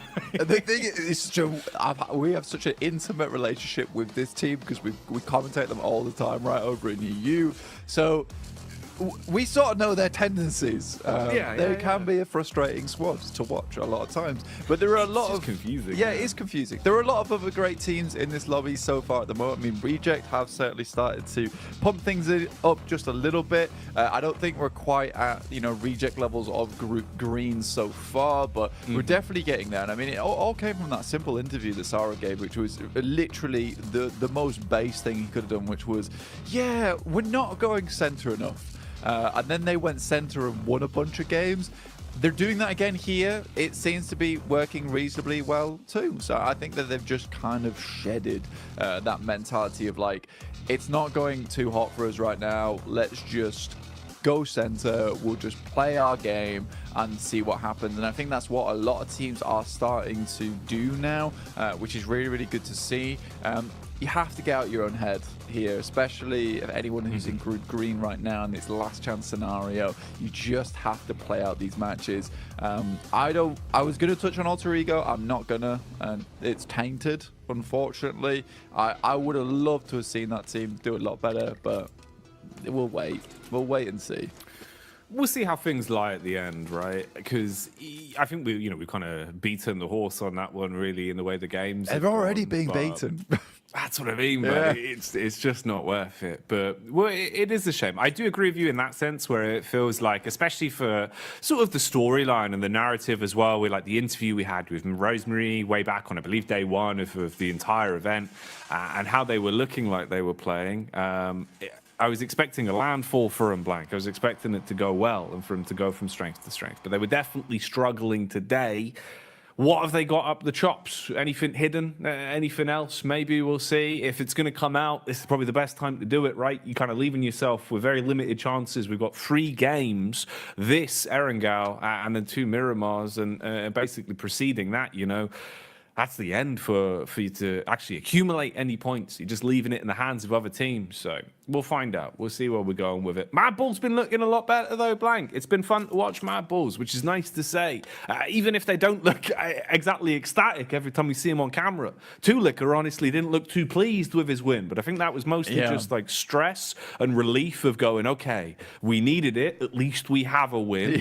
If they can just keep that up, that's probably the ideal scenario. But they need to drop that stress. They did seem a bit on edge. Yeah, come on. We need to get the team masseuse in, right? Massage those worries away, because right now I do think they should be a little bit more elated than they actually are. I know that sounds crazy. I have just said in a different manner, be happier, which isn't always as easy as it sounds a lot of times, as we know. And I think for Mad Bulls, realistically, they're doing really well. And I think they should be proud of themselves so far. I think they also understand that they need to keep a little bit of lightning in the bottle saved away for that last chance phase. Right now, I think they should be very pleased with where they've placed. They're currently in first. Obviously, Influence Rage still has another day to play. And I think, all things considered, by the end of it, Influence Rage will be on top in terms of the standings. But Mad Bulls certainly done more than enough to secure their position at this point. The rest of these games now, for them, it should just be study, right? Maintain this kind of play style, maintain this kind of pressure on the rest of the squads, because more than likely you are going to have to play against quite a few of these teams again in the last chance. So the more they can stake their claim on positions around the map, the more they can stake their claim on these rotations and be a team that some of these other squads may be a little bit scared to run into. You do have that small advantage in the last chance where you have that kind of don't mess with me factor. Don't mess with me. God, it's like a late night walk home, Blank. And you're like, I do not want to mess with that man. I mean, that's a good vibe to give off, It definitely would increase your protection a bit. It is true, yeah. I mean, I just say it to myself as I'm walking down the street sometimes. That's how it works. Don't mess with me. Don't mess with me. People are like, The idea Daddy, of that you- guy's talking to himself. That's what I mean. Just muttering under your breath. Don't mess with me, mate. Don't mess with me. Yeah. People just walking by. Excuse me, sir. Do you need help? Don't mess with me. All right. Yeah, it's less that I'm giving off hardman vibes and more that I'm giving off that I need to be in an asylum vibes, which isn't ideal, but it seems to work. It seems to work. Hey, look, to each their own, Blank. You know, unorthodox strategies do seem to work best. If your enemy can't prepare for it, you know, how can you? I suppose. Yeah. In some way, that's a sentence. He's done a 720 kickflip roundhouse. Oh my lord! Oh, let's see oh that my God. coming. The standard is a 360. Yeah, this is wild. Look at the man doing ollies in the car. That's illegal. But right, put the skateboards down. Yeah. Bloody hell.